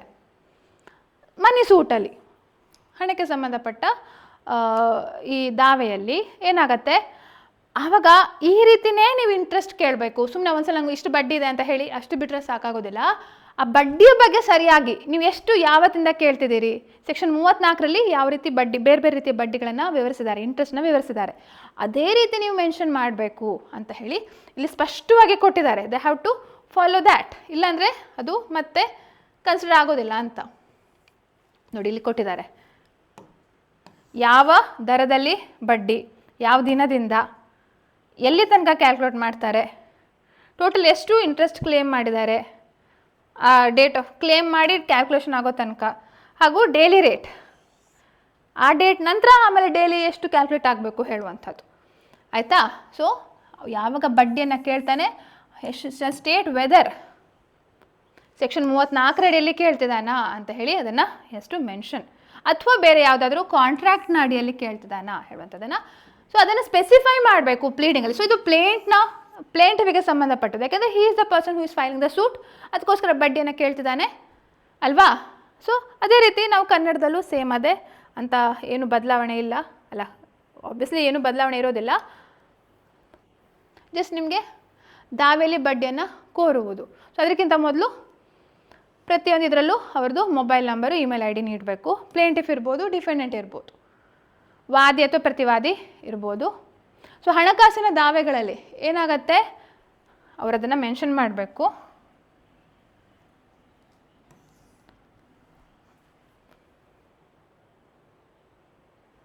ಮೂವತ್ತ್ನಾಲ್ಕನೇ ಪ್ರಕರಣದಲ್ಲಿ ಕೇಳ್ತಿದ್ದಾನ, ಅಥವಾ ಯಾವುದಾದ್ರೂ ಕರಾರಿನ ಅಡಿಯಲ್ಲಿ ಕೇಳ್ತಿದ್ದಾನ, ಅಥವಾ ಬೇರೆ ಯಾವುದಾದ್ರೂ ಅಧಿನಿಯಮದ ಅಡಿಯಲ್ಲಿ ಕೇಳ್ತಾನೆ, ಅದನ್ನು ಸ್ಪಷ್ಟವಾಗಿ ಮೆನ್ಷನ್ ಮಾಡಬೇಕು. ಪ್ಲಸ್ ಯಾವ ರೀತಿಯಲ್ಲಿ ಬಡ್ಡಿಯನ್ನು ಲೆಕ್ಕ ಹಾಕಿದ್ದಾನೆ, ಈ ರೀತಿ ವಿಚಾರಗಳು ಎಲ್ಲ, ಅದನ್ನೆಲ್ಲ ಕೂಡ ಡೀಟೇಲಾಗಿ ಮೆನ್ಷನ್ ಮಾಡಬೇಕು. ಕ್ಲೇಮ್ ಮಾಡ್ತೇನಾಗ. ಸೊ ಅದನ್ನು ಡೀಟೇಲಾಗಿ ನಾನು ಹೇಳಲಿಕ್ಕೆ ಹೋಗೋದಿಲ್ಲ, ಯಾಕೆಂದರೆ ಇದು ಆ ಇಂಡಿವಿಜುವಲ್ ಸೂಟ್ಸ್ಗಳು ಫೈಲ್ ಮಾಡುವಾಗ ಅದು ಪ್ರಾಕ್ಟಿಕಲಿ ಅಪ್ಲೈ ಆಗುವಂಥ ವಿಚಾರಗಳು. ಆಯಿತಾ? ಎಸ್ ಇದು ಒಂದಾಯಿತು. ಹಾಗೆ ಇನ್ನೊಂದು ನಾವು ನೋಡುವಂಥದ್ದು ಆರ್ಡರ್ 8. ಆರ್ಡರ್ 8 ಯಾವುದಕ್ಕೆ ಸಂಬಂಧಪಟ್ಟದ್ದು? ರಿಟರ್ನ್ ಸ್ಟೇಟ್ಮೆಂಟ್ಗೆ ಸಂಬಂಧಪಟ್ಟದ್ದು. ಸೊ ನಾನು ಆವಾಗ ಹೇಳ್ದಲ್ಲ 120 ದಿನಗಳ ಟೈಮ್ ಲಿಮಿಟ್ ಕೊಟ್ಟಿದ್ದಾರೆ ಅಂತ. ಸೊ ಅದನ್ನು ಇಲ್ಲೂ ಕೂಡ ಇನ್ಕ್ಲೂಡ್ ಮಾಡಿದ್ದಾರೆ. ಒಂದು ವೇಳೆ ಫೈಲ್ ಮಾಡಲಿಲ್ವಾ ಅವನ ಹಕ್ಕನ್ನು ಫೋರ್ಫಿಟ್ ಆಗುತ್ತೆ ಅಂತ ಹೇಳುವಂಥದ್ದು. ಸೊ ಇದು ಆಲ್ರೆಡಿ ನಾವು we have discussed in order 5. ಹಾಗೆ ನೋಡಿ, ಡಿನಾಯಲ್, ಅವನು ಅದನ್ನು ಒಂದು ವೇಳೆ ಅದನ್ನು ನಿರಾಕರಿಸ್ತಿದ್ದಾನೆ, ನ್ಯಾಯಾಲಯಗಳ ಮುಂದೆ ಸಿವಿಲ್ ದಾವೆಯಲ್ಲಿ ಪ್ರತಿವಾದಿ ಮೂಲಕ ನಿರಾಕರಿಸ್ತಿದ್ದಾನೆ ಅಂತ ಆದರೆ ಡಿನಾಯಲ್, ಆ ಡಿನಾಯಲ್ ಯಾವ ರೀತಿ ಇರಬೇಕು, ಹೇಗೆ ನಿರಾಕರಿಸಬೇಕು ಅಂತ ಹೇಳುವಂಥ ಡೀಟೇಲ್ ಆಗಿ ಕೊಟ್ಟಿದ್ದಾರೆ. ಹಾಗೆ ಆ ರೀತಿ ಅವನು ನಿರಾಕರಿಸದೇ ಇದ್ದರೆ, ಅವನು ಯಾವುದನ್ನ ಸರಿಯಾಗಿ ನಿರಾಕರಿಸಲಿಲ್ಲ, ಅದನ್ನು ಅಡ್ಮಿಟ್ ಮಾಡ್ಕೊಂಡಿದ್ದಾನೆ, ಅದನ್ನು ಒಪ್ಪಿದ್ದಾನೆ ಅಂತ ಹೇಳಿ ಪರಿಗಣಿಸ್ಬೋದು ಅಂತ. ಸೊ ಅದಕ್ಕೆ ಸರಿಯಾಗಿ ಡಿಫೆಂಡೆಂಟ್ ಕೂಡ ಸರಿಯಾದ ಪ್ಲೀಡಿಂಗ್ಸನ್ನು ಫ್ರೇಮ್ ಮಾಡಬೇಕು, ಅದು ಬಹಳ ಮುಖ್ಯ ಅಂತ ಇಲ್ಲಿ ಹೇಳ್ತಾರೆ. ಸೊ ಇಲ್ಲಿ ಏನು ಹೇಳ್ತಾರೆ ಅಂದರೆ, ಯಾವುದನ್ನು ಡಿನೈ ಮಾಡ್ತಾನೆ, ಯಾವುದನ್ನು ಅವನು ಅಡ್ಮಿಟ್ ಮಾಡ್ಕೊಳ್ಳಿಕ್ಕೆ ಆಗ್ತಾ ಇಲ್ಲ, ಯಾವುದನ್ನು ಪ್ಲೇಂಟಿಫ್ ಪ್ರೂವ್ ಮಾಡಬೇಕು, ಅದೆಲ್ಲವೂ ಕೂಡ ಹಿ ಹ್ಯಾಸ್ ಟು ಮೆನ್ಷನ್. ಅಥವಾ ಯಾವುದನ್ನು ಅವನು ಒಪ್ಕೊಳ್ತಿದ್ದಾನೆ, which allegations he admits, that has to mention. ಹಾಗೆ ತನ್ನದೇ ಒಂದು ವರ್ಷನ್ ಇದೆ, ಈ ರೀತಿ ಅಲ್ಲ ಪ್ಲೇಂಟಿಫ್ ಹೇಳ್ತಾ ಇರುವಂಥದ್ದು ಸುಳ್ಳು, ವಿಚಾರ ಬೇರೆ, ಬಟ್ ಕೇಸ್ ಈ ರೀತಿ ಇದೆ, ಅವನ ಪ್ರಕಾರ, ಡಿಫೆಂಡೆಂಟ್ನ ಪ್ರಕಾರ, ಪ್ರತಿವಾದಿ ಪ್ರಕಾರ ಈ ರೀತಿ ಕೇಸ್ ಇದೆ ಅಂತ ಹೇಳುವಂಥದ್ದಿದ್ರೆ ಅದು ಏನು ಅಂತ ಹೇಳಿ ಅದನ್ನು ಅವನು he has to mention that. ಇನ್ನೊಂದು, ಈಗ ಜ್ಯೂರಿಡಿಕ್ಷನ್ ಬಗ್ಗೆ ಅಥವಾ ವ್ಯಾಲ್ಯೂಷನ್ ಬಗ್ಗೆ ಅವನು ಅದನ್ನು ತಕರಾರು ಸಲ್ಲಿಸ್ತಿದ್ದಾನೆ. If is disputing jurisdiction or the valuation, ಆಗ ಅವನು ಹೌದು, ಡಿಸ್ಪ್ಯೂಟ್ ಮಾಡಿದ್ರೆ ಅಷ್ಟೇ ಸಾಕಾಗೋದಿಲ್ಲ ಅಲ್ಲ, ಹೇಗೆ, ಹಾಗೆ ನಿನ್ನ ಪ್ರಕಾರ ಎಷ್ಟು, ಡಿಫೆಂಡೆಂಟ್ ಪ್ರಕಾರ ಎಷ್ಟು ಅಲ್ವಾ. ಸೊ ಆ ಒಂದು ತರ್ಕವನ್ನು he has to give his own statement regarding jurisdiction ಹಾಗೂ regarding his own valuation. So ಇದಿಷ್ಟು ಫಾಲೋ ಮಾಡಬೇಕು ಅಂತ ಹೇಳಿ ಹೇಳ್ತಾರೆ. ಡಿನೈಲಲ್ಲಿ ಅಥವಾ ನಿರಾಕರಣೆ ಮಾಡುವಾಗ ಯಾವ ರೀತಿ ಅಂತ ಹೇಳಿ ಹೇಳಿದ್ದಾರೆ. ಅದನ್ನು ಇನ್ನೂ ಸ್ಪಷ್ಟಪಡಿಸಿದ್ದಾರೆ. ಏನಂತಂದರೆ, ಒಂದು ವೇಳೆ ಆ ರೀತಿ ಡಿನೈ ಮಾಡಲಿಲ್ಲ ಅಂತ ಆದರೆ ಅವನು ಅದನ್ನು ಒಪ್ಕೊಂಡಿದ್ದಾನೆ. It shall be taken to be, shall ಅಂತಲೇ ಹೇಳ್ತಾರೆ ನೋಡಿ, it shall be taken to be admitted as against except as against a person under disability. ಎಲ್ಲರ ವಿರುದ್ಧ ಅಲ್ಲ, ಯಾರು ಡಿಸೆಬಿಲಿಟಿಯಲ್ಲಿ ಇರ್ತಾನೆ ಅವನ ವಿರುದ್ಧ ಅಡ್ಮಿಟೆಡ್ ಅಂತ ತೊಗೊಳ್ಳಿಕ್ಕೆ ಸಾಧ್ಯ ಅಲ್ಲ. ಬಟ್ ನಾರ್ಮಲಿ ಇಂಥ ವ್ಯಕ್ತಿಗಳನ್ನ ಹೊರತುಪಡಿಸಿ ಈ ರೀತಿ ಡಿನೈ ಮಾಡಲಿಲ್ಲ ಅಂತಾದರೆ ಅಂಥ ವಿಚಾರಗಳನ್ನ, ಫ್ಯಾಕ್ಟ್ಸ್ಗಳನ್ನು ಒಪ್ಕೊಂಡಿದ್ದಾರೆ, ಅಡ್ಮಿಟ್ ಮಾಡ್ಕೊಂಡಿದ್ದಾರೆ ಅಂತಲೇ ಪರಿಗಣಿಸಬಹುದು. ಹಾಗೆ ಒಂದು ರೂಲ್ ಇದೆ. ಅದು ಯಾವುದಂತ ಅಂದರೆ, ಯಾವುದೇ ರೀತಿಯಲ್ಲಿ no court shall make an order to extend the time to file return statement. Already 120 ದಿನಗಳ ಟೈಮ್ ಕೊಟ್ಟಿದ್ದಾರೆ, ಅದಕ್ಕಿಂತ ಜಾಸ್ತಿ ಟೈಮನ್ನು ನೀಡಲಿಕ್ಕಿಲ್ಲ. ವೆರಿ ಸ್ಪಷ್ಟವಾಗಿ ಪಡಿಸಿದ್ದಾರೆ ಶೆಲ್ ಅಂತ ಹೇಳುವಂಥ ವಿಚಾರ. ಸೊ ಅದೊಂದು ನಾವಿಲ್ಲಿ ಕಾಣ್ಬೋದು. No court shall make an order to extend the time, ಅದಕ್ಕೆ ಟೈಮನ್ನು ನೀಡಲಿಕ್ಕೆ ಇಲ್ಲ. ಸೊ ನೋಡಿ, ಬಹಳ ಇಂಪಾರ್ಟೆಂಟ್ ವಿಚಾರ ಅಂತ ಹೇಳಿ ನಾವಿಲ್ಲಿ ಅಂದ್ಕೊಳ್ಬೋದು. ಸೊ ಇದು ಕೂಡ ಅಷ್ಟೇ ಇಂಪಾರ್ಟೆಂಟ್ ಪಾಯಿಂಟ್ಸ್ನ ಹೈಲೈಟ್ ಮಾಡ್ತಾನೆ. ಸೊ ಇದು ಆಲ್ರೆಡಿ ನಾವು ಹೇಳುವಂಥದ್ದು 120 ದಿನಗಳ ಟೈಮನ್ನು ನೀಡಿರುವಂಥದ್ದು. ಸೊ ಇದರಲ್ಲಿ ಯಾವ ರೀತಿ ನಿರಾಕರಣೆ ಮಾಡಬೇಕು ಅಂತಂದರೆ, ಯಾವ್ಯಾವ ರೀತಿ ಯಾವ ಆರೋಪಗಳು ನಿರಾಕರಿಸ್ತಾನೆ, ಯಾವುದನ್ನು ಒಪ್ಕೊಳ್ಳಿಕ್ಕೆ ಸಾಧ್ಯ ಇಲ್ಲ, ಯಾವುದನ್ನು ಅವನು ಒಪ್ಕೊಳ್ತಿದ್ದಾನೆ, ಯಾವುದು ಫಿರ್ಯಾದಿ ಅದನ್ನು ಸಾಬೀತುಪಡಿಸಬೇಕು, ಫಿರ್ಯಾದಿ ಅಂದರೆ ವಾದಿ, ಸಾಬೀತುಪಡಿಸಲಿಕ್ಕೆ ಅವನು ಹೇಳ್ತಿದ್ದಾನೆ, ಅದನ್ನೆಲ್ಲ ಸರಿಯಾಗಿ ಅದನ್ನು ನಿರೂಪಿಸಬೇಕು. ಹಾಗೂ ಇನ್ನೂ ಒಂದು ವಿಚಾರ ಅಂತಂದರೆ,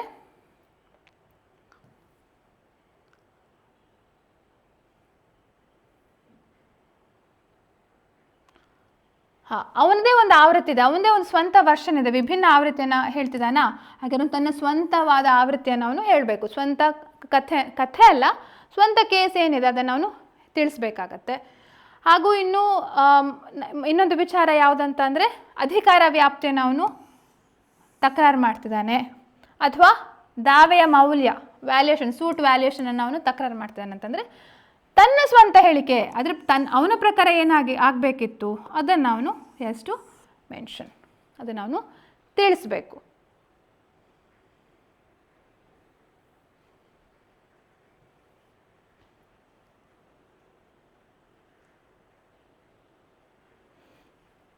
ಸೊ ಒಂದು ವೇಳೆ ಆ ರೀತಿ ನಿರಾಕರಿಸಿಲ್ಲ ಅಂತ ಆದರೆ, ವಿಕಲಚೇತನ ವ್ಯಕ್ತಿಯನ್ನು ಹೊರತುಪಡಿಸಿ ಉಳಿದವರೆಲ್ಲರ ವಿರುದ್ಧ ಏನಾಗತ್ತೆ, ಅದನ್ನು ಅಡ್ಮಿಟ್ ಮಾಡ್ಕೊಂಡಿದ್ದಾನೆ, ಒಪ್ಕೊಂಡಿದ್ದಾನೆ ಅಥವಾ ಒಪ್ಪಿಗೆಗಾಗಿ ಕೈಗೊಳ್ಳತಕ್ಕದು ಅಂತ ಹೇಳಿ ಹೇಳ್ತಾರೆ, ಒಪ್ಕೊಂಡಿದ್ದಾನೆ ಅಂತ ಹೇಳಿ ಭಾವಿಸಬಹುದು. ಹಾಗೆ ನಿಯಮ 10 ರೂಲ್ 10ನಲ್ಲಿ ಏನು ಹೇಳಿದ್ದಾರೆ ಅಂತಂದರೆ, ಯಾವುದೇ ಕಾರಣಕ್ಕೂ ಕೂಡ ಈ ರಿಟರ್ನ್ ಸ್ಟೇಟ್ಮೆಂಟನ್ನು ವಿಸ್ತರಣೆ ಮಾಡಲಿಕ್ಕೆ, ಫೈಲ್ ಮಾಡಲಿಕ್ಕೆ, ಆ ಸಮಯವನ್ನು ವಿಸ್ತರಣೆ ಮಾಡಲಿಕ್ಕೆ ಕೋರ್ಟ್ ಯಾವುದೇ ಸಂದರ್ಭದಲ್ಲಿ ಆದೇಶವನ್ನು ಮಾಡತಕ್ಕದ್ದಲ್ಲ ಅಂತ ಹೇಳಿ ಇಲ್ಲಿ ಮೆನ್ಷನ್ ಮಾಡಿದ್ದಾರೆ. ಆಯಿತಾ? ಎಸ್, ಇಷ್ಟಾಯಿತು. ಇನ್ನು ಒಂದು ಹೊಸ ಆರ್ಡರನ್ನೇ, ಹೊಸ ಕ್ರಮಾದೇಶವನ್ನೇ ಇದರಲ್ಲಿ ಇನ್ಕ್ಲೂಡ್ ಮಾಡಿದ್ದಾರೆ. ಸುಮಾರು 8 ರೂಲ್ಸ್ಗಳು ಇದೆ. ಬೇಸಿಕ್ ಅದರ ಅರ್ಥ ಹೇಳ್ತೇನೆ, ನಾನು ಅದನ್ನು ತುಂಬ ಡೀಟೇಲ್ ಆಗಿ ಹೋಗೋದಿಲ್ಲ, ಬಟ್ ಪ್ರತಿ ರೂಲ್ ಏನೇನಂತ ಹೇಳಿ ಹೇಳ್ತಾ ಹೋಗ್ತೇನೆ. ನೋಡಿ, ಫಸ್ಟ್ ಕೇಸ್ ಮ್ಯಾನೇಜ್ಮೆಂಟ್ ಹಿಯರಿಂಗ್ ಅಂದರೆ ಏನು? ಯಾವಾಗ ಪ್ಲೀಡಿಂಗ್ಸ್, ಆಯಿತಾ, ಫಸ್ಟ್ ಕೇಸ್ ಮ್ಯಾನೇಜ್ಮೆಂಟ್ ಹಿಯರಿಂಗ್ ಅಂತ ಒಂದು ಆ ಹಿಯರಿಂಗ್ ಡೇಟನ್ನು ಇಡಬೇಕು. ಯಾವಾಗ ಅಂದರೆ not litre than 4 weeks from the date of completion of pleadings. ಹಾಗೆ ಪ್ಲೀಡಿಂಗ್ಸ್ ಮುಗಿದ 4 ವಾರಗಳ ಒಳಗೆ ಫಸ್ಟ್ ಕೇಸ್ ಮ್ಯಾನೇಜ್ಮೆಂಟ್ ಹಿಯರಿಂಗನ್ನು ಇಡಬೇಕು. ಹಾಗೆ ಪ್ಲೀಡಿಂಗ್ಸ್ ಯಾವಾಗ ಮುಗಿಯುತ್ತೆ? Pleadings are completed when defendant files return statement and suit is set for framing of ಇಶ್ಯೂಸ್ಗಳನ್ನು frame ಮಾಡಲಿಕ್ಕೆ ಯಾವಾಗ ಕೋರ್ಟ್ ನಿರ್ಧಾರ ಮಾಡಿದೆ ಆ ಸಂದರ್ಭದಲ್ಲಿ ಫಸ್ಟ್ ಕೇಸ್ ಮ್ಯಾನೇಜ್ಮೆಂಟ್, ಆ ಸಮಯದಿಂದ ಪ್ಲೀಡಿಂಗ್ ಮುಗ್ದಿದೆ ಅಂತ ತಿಳ್ಕೊಳ್ಬೋದು. ಫಸ್ಟ್ ಕೇಸ್ ಮ್ಯಾನೇಜ್ಮೆಂಟ್ ಹಿಯರಿಂಗ್ ಅಂತ ಹೇಳಿ 4 ವಾರಗಳೊಳಗೆ ಇಟ್ಕೊಳ್ಬೇಕಾಗತ್ತೆ. ಒಂದು ವೇಳೆ ಮೀಡಿಯೇಷನ್ ಆಗಿ ಅದರಲ್ಲೇ ಒಪ್ಕೊಂಡ್ರೆ ಮುಗೀತು ಅಲ್ಲಿಗೆ. ಇಲ್ಲಾಂದರೆ ಇಶ್ಯೂಸ್ಗಳನ್ನು ಫ್ರೇಮ್ ಮಾಡಬೇಕು ಅಂತ ಆದರೆ ಆವಾಗ ನೆಕ್ಸ್ಟ್ ಏನು ಮಾಡಬೇಕು court first case management hearing ಇಟ್ಕೊಂಡು ಡೇಟನ್ನು ಫಿಕ್ಸ್ ಮಾಡುತ್ತೆ. ನೋಡಿ, ಎಲ್ಲ ಪ್ರತಿಯೊಂದಕ್ಕೂ ಇಶ್ಯೂಸ್ಗಳನ್ನ ಫ್ರೇಮ್ ಮಾಡಬೇಕು. ಪ್ಲಸ್ ವಿಟ್ನೆಸ್ಗಳದ್ದು ಅಫಿಡವಿಟ್ ಎವಿಡೆನ್ಸ್ ಯಾವಾಗ ಹಾಕಬೇಕು, ಯಾವಾಗ ರೆಕಾರ್ಡ್ ಮಾಡಬೇಕು, ಎವಿಡೆನ್ಸ್ ರೆಕಾರ್ಡ್ ಮಾಡ್ಕೊಳ್ಬೇಕು, ರಿಟರ್ನ್ ಆರ್ಗ್ಯುಮೆಂಟ್ಸ್ ಯಾವಾಗ ಫೈಲ್ ಮಾಡಬೇಕು, ಓರಲ್ ಆರ್ಗ್ಯುಮೆಂಟ್ಸ್ ಯಾವಾಗ ಸಬ್ಮಿಟ್ ಮಾಡ್ತೀರಿ. ಸೊ ಇದೆಲ್ಲದು ಕೂಡ ಆ ಟೈಮ್ ಲಿಮಿಟನ್ನು ಸೆಟ್ ಮಾಡುವಂಥ ಆರ್ಡ್ರನ್ನು ಕೋರ್ಟ್ ಮಾಡ್ಬೋದು. The court may pass on order ಅಂತ ಹೇಳಿದ್ದಾರೆ. ಸೊ ಈ 24 ತಿಂಗಳಂತ ನಾವು ಹೇಳ್ತೇವಲ್ಲ, ಅದು ಇಲ್ಲಿದೆ. ಸೊ ನೋಡಿ, ಯಾವುದೇ ಸಮಯಕ್ಕೂ ಕೂಡ court shall ensure that arguments ಯಾವಾಗ are closed not later than 24 months from the date of the first case management hearing. First case management hearing ಆದ ಡೇಟಿಂದ 24 ತಿಂಗಳ ಒಳಗೆ ಇವರ ಆರ್ಗ್ಯುಮೆಂಟ್ಸ್ ಮುಗಿಬೇಕು. ಅಂದರೆ ಒಂದು ಕೇಸ್ನ ಅವಧಿ ಒಂದು 2 ವರ್ಷದೊಳಗೆ ಆಗಬೇಕು ಅಂತ ಹೇಳುವಂಥ ಈ ಸೆಕ್ಷನ್ ಇಂಪಾರ್ಟೆಂಟು. ಇದೇ ಮೇನ್ ಹೈಲೈಟು. ಇನ್ನೊಂದು ಮೀಡಿಯೇಷನ್ ಹೇಳುವಂಥ ಸೆಕ್ಷನ್ ಇದೆಲ್ಲ, ಅದು 2 ತಿಂಗಳೊಳಗೆ ಮುಗಿಸ್ಬೇಕಂತ, ಇದು 2 ವರ್ಷದೊಳಗೆ ಮುಗಿಸ್ಬೇಕಂತ ಹೇಳಿ. ಸೊ ನೆಕ್ಸ್ಟ್ ಹೇಳ್ತಾರೆ, ಎವಿಡೆನ್ಸನ್ನು ಡೇ ಟು ಡೇ ಬೇಸಲ್ಲಿ ಕಂಡಕ್ಟ್ ಮಾಡಬೇಕು. ಹಾಗೆ ಅವಶ್ಯಕತೆ ಇರುವಂಥ ಸರಿಯಾದ ಆರ್ಡರ್ಸ್ಗಳನ್ನ ಪಾಸ್ ಮಾಡ್ಬೋದು ಅಂತ ಹೇಳ್ತಾರೆ. ಸೊ ಅದೇ ನಾವು if we C the Kannada version,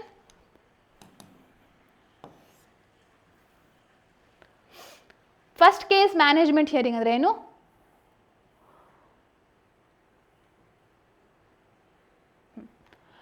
ಪ್ರಕರಣ ನಿರ್ವಹಣಾ ವಿಚಾರಣೆ. This is case management hearing, ಮೊದಲ ಪ್ರಕರಣ ನಿರ್ವಹಣಾ ವಿಚಾರಣೆ, first case management hearing. So ಯಾವಾಗ ಆಗತ್ತೆ ಅದು? ದಾವೆಲಿನ ವಾದಪತ್ರಗಳು ಪೂರ್ಣಗೊಂಡ ದಿನಾಂಕದಿಂದ 4 ವಾರಗಳೊಳಗೆ ತಡವಾಗದಂತೆ ನಡೆಸಬೇಕು. ಹಾಗೆ ದಾವೆಯಲ್ಲಿನ ವಾದಪತ್ರಗಳು ಯಾವಾಗ ಪೂರ್ಣ ಆಗುತ್ತೆ? ಯಾವಾಗ ಪ್ರತಿವಾದಿ ಲಿಖಿತ ಹೇಳಿಕೆಯನ್ನು ಸಲ್ಲಿಸ್ತಾನೆ ಮತ್ತು ಯಾವಾಗ ವಿವಾದಗಳು ಫ್ರೇಮಿಂಗ್ ಆಫ್ ಇಶ್ಯೂಸ್ ಅಂತ ಹೇಳ್ತಾರಲ್ಲ, ವಿವಾದಗಳ ನಿರೂಪಣೆಗಾಗಿ ಯಾವಾಗ ದಾವೆಯನ್ನು ಸೂಟನ್ನು ಫ್ರೇಮ್ ಮಾಡ್ತಾರಲ್ಲ, ಆವಾಗ ಪ್ಲೀಡಿಂಗ್ಸ್ ಮುಗಿದಿದೆ ಅಂತ ಹೇಳ್ಬೋದು. ಹಾಗೆ ಏನೇನು ಆದೇಶಗಳನ್ನು ಮಾಡ್ಬೋದು ಅಂತ ಇಲ್ಲಿ ನೀಡ್ತಾರೆ. ನಾನು ಆವಾಗಲೇ ಹೇಳಿದಾಗೆ, ಯಾವಾಗ ಸಾಕ್ಷಿಗಳ ಪಟ್ಟಿ ಅಥವಾ ಸಾಕ್ಷ್ಯದ ಅಫಿಡವಿಟ್ ಯಾವಾಗ ಮಾಡಬೇಕು ಅಂತ ಹೇಳುವಂಥದ್ದು ಇರ್ಬೋದು. ಸಾಕ್ಷಿಗಳ ಪಟ್ಟಿ, ಸಾಕ್ಷ್ಯದ ಅಫಿಡವಿಟ್ ಯಾವಾಗ, ಸಾಕ್ಷಿಗಳ ಸಾಕ್ಷ್ಯ ದಾಖಲಿಸಬೇಕಾಗ ರೆಕಾರ್ಡ್ ಎವಿಡೆನ್ಸ್ ಮಾಡುವಂಥದ್ದು, ಅಥವಾ ಲಿಖಿತ ಹೇಳಿಕೆ ಅಲ್ಲ, ರಿಟರ್ನ್ ಸ್ಟೇಟ್ಮೆಂಟ್ ಅಲ್ಲ, ರಿಟರ್ನ್ ಆರ್ಗ್ಯುಮೆಂಟ್ಸ್ ಯಾವಾಗ ಅಂತ ಹೇಳುವಂಥದ್ದು, ಮತ್ತು ಮೌಖಿಕ ವಾದಗಳನ್ನು ಯಾವಾಗ ಸಲ್ಲಿಸಬೇಕು ಅಂತ ಹೇಳುವಂಥ ವಿಚಾರ. ಸೊ ಕಾಲಮಿತಿ ಬಿಟ್ಟು ಟೈಮ್ ಲಿಮಿಟನ್ನು ನಿಗದಿಪಡಿಸುವಂಥದ್ದು. ಸೊ ಇದು ಬಹಳ ಮುಖ್ಯ. ರೂಲ್ 3 ಏನಿದೆ, ಇದನ್ನು ಯಾವಾಗ ಮುಗಿಸ್ಬೇಕು? ಮೊದಲ ಪ್ರಕರಣ ನಿರ್ವಹಣಾ ವಿಚಾರಣೆ ದಿನಾಂಕದಿಂದ 24 ತಿಂಗಳುಗಳಿಗೆ ಮೀರದಂತೆ ವಾದಗಳನ್ನು ಪೂರ್ಣಗೊಳಿಸಲಾಗಿದೆ ಎಂಬುದನ್ನು ನ್ಯಾಯಾಲಯವು ಖಚಿತಪಡಿಸಿಕೊಳ್ಳತಕ್ಕದ್ದು. ಹಾಗೂ ಡೇ ಟು ಡೇ ಬೇಸಿಸ್, ದೈನಂದಿನ ಆಧಾರದ ಮೇಲೆ ಓರಲ್ ಎವಿಡೆನ್ಸ್, ಮೌಖಿಕ ಸಾಕ್ಷ್ಯವನ್ನು ನಡೆಸಬೇಕು, ಅದನ್ನು ದಾಖಲಿಸಬೇಕು ಅಂತ ಹಾಗೆ ಅದಕ್ಕೆ ಬೇಕಾಗಿರುವಂಥ ಸೂಕ್ತ ಆದೇಶಗಳನ್ನು ಏನೇನು, ಟೈಮನ್ನು ಹೇಗೆ ಮ್ಯಾನೇಜ್ ಮಾಡಬೇಕು, ಅದ್ರ ಪ್ರಕಾರ ಮಾಡ್ಬೋದು ಅಂತ ಹೇಳ್ತಾರೆ.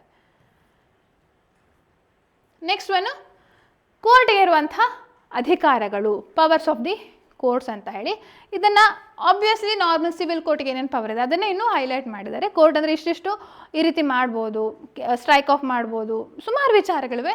ಅದನ್ನು it's not necessary to discuss, ಆಯಿತಾ. ಜಸ್ಟ್ ಕೋರ್ಟ್ಗೆ ಪವರ್ ಇದೆ ಅಂತ ಹೇಳುವಂಥ ವಿಚಾರ ನೆನ್ಪಿಟ್ಕೊಳ್ಳಿ. ಹಾಗೆ ಇಲ್ಲಿ ನೋಡಿ, ಇಲ್ಲಿ ಬಹಳ ಸ್ಪಷ್ಟವಾಗಿ ಹೇಳ್ತಾರೆ. ಯಾಕೆಂದರೆ ಎಷ್ಟೋ ಸಲ ಏನಾಗುತ್ತೆ, ಅಡ್ವೊಕೇಟ್ ಇಲ್ಲ ಅಂತ ಹೇಳುವಂಥ ಕಾರಣಕ್ಕೆ ಕೇಸ್ ಅಡ್ಜರ್ನ್ ಆಗುತ್ತೆ, ಮುಂದೂಡಲ್ಪಡ್ತದೆ ಅಲ್ವಾ.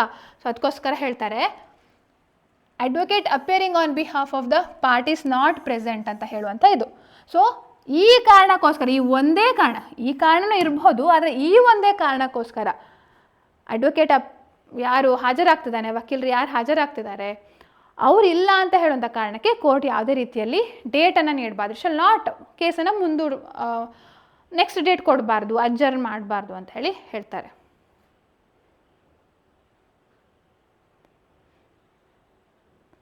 ಹಾಗೆ ಒಂದು ವೇಳೆ ಮೊದಲೇ ಅವರು ಅಡ್ಜರ್ಮೆಂಟ್ ಅಪ್ಲಿಕೇಶನ್ ಹಾಕಿ ಅವ್ರು ಆ ರೀತಿ ಅಡ್ಜರ್ಮೆಂಟ್ ತೊಗೊಳ್ತಾರೆ ಅಂದರೆ ಖರ್ಚುಗಳು, ವೆಚ್ಚಗಳನ್ನು ನೀಡಬೇಕು, ಬಹಳ ಇಂಪಾರ್ಟೆಂಟು. ಹಲವಾರು ಕಡೆ ನಾವು ನೋಡಿದ್ದೇವೆ, ಈ ಕಾಸ್ಟ್ಗಳನ್ನು ಇಂಪೋಸ್ ಮಾಡುವಂಥದ್ದು ತುಂಬ ಹೇಳ್ತಾ ಇದ್ದಾರೆ ಎಲ್ಲ ಕಡೆ. ಸುಮಾರು ಅಂದರೆ ನೆಕ್ಸ್ಟ್ ಕಾನ್ಸಿಕ್ವೆನ್ಸ್, ನೀವು ಇಷ್ಟು ಸಮಯದಲ್ಲಿ ಮಾಡಲಿಲ್ವಾ, ಕೋರ್ಟ್ ಖರ್ಚುಗಳನ್ನು ಹಾಕ್ಬೋದು, ಕಾಸ್ಟ್ಗಳನ್ನು ಇಂಪೋಸ್ ಮಾಡ್ಬೋದು ಅಂತ ಹೇಳಿ. ಸೊ ಅದನ್ನು ಕಾಸ್ಟ್ ಇಂಪೋಸ್ ಮಾಡೋದು ಬಹಳ ಸೀರಿಯಸ್ ಆಗಿ ತೊಗೊಂಡಿದ್ದಾರೆ.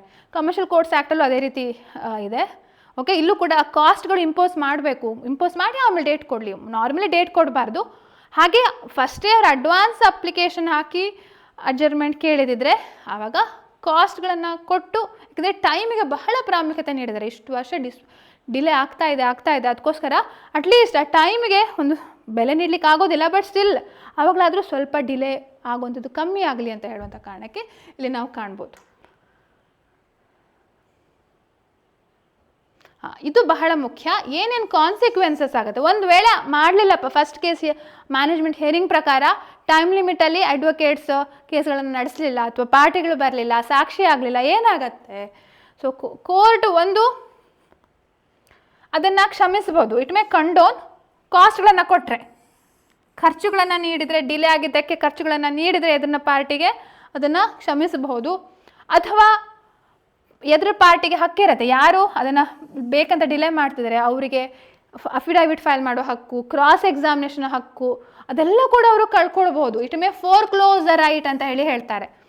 ಅಥವಾ ಇನ್ನೂ ಸೀರಿಯಸ್ ಏನು, ಸೂಟನ್ನೇ ಡಿಸ್ಮಿಸ್ ಮಾಡ್ಬೋದು. ಈಗ ನಾವು ಹೇಳಲಿಕ್ಕಾಗೋದಿಲ್ಲಲ್ಲ, ಪ್ಲೇಂಟಿಫ್ ಡಿಲೇ ಮಾಡ್ತಿದ್ದಾನ, ಡಿಫೆಂಡೆಂಟ್ ಡಿಲೇ ಮಾಡ್ತಾನೆ ಅಂತ ಹೇಳಲಿಕ್ಕೆ ಸಾಧ್ಯ ಆಗ್ತಾ ಇಲ್ಲ ಅಂತ ಸಂದರ್ಭದಲ್ಲಿ ಜನರಲ್ ಆಗಿ ಕೊಟ್ಟಿದ್ದಾರೆ. ಅದಕ್ಕೋಸ್ಕರ ಪ್ಲೇಂಟಿನ ಕೇಸನ್ನು ಡಿಸ್ಮಿಸ್ ಮಾಡೋದು ಒಂದು ವೇಳೆ ಅವನು ತಪ್ಪು ಮಾಡಿದರೆ, ಅಥವಾ ಡಿಫೆಂಡೆಂಟ್ ತಪ್ಪು ಮಾಡಿದರೆ court may allow the suit, ಆ ಸೂಟನ್ನು ಡಿಕ್ರಿ ಮಾಡ್ಬೋದು ಅಲ್ವಾ.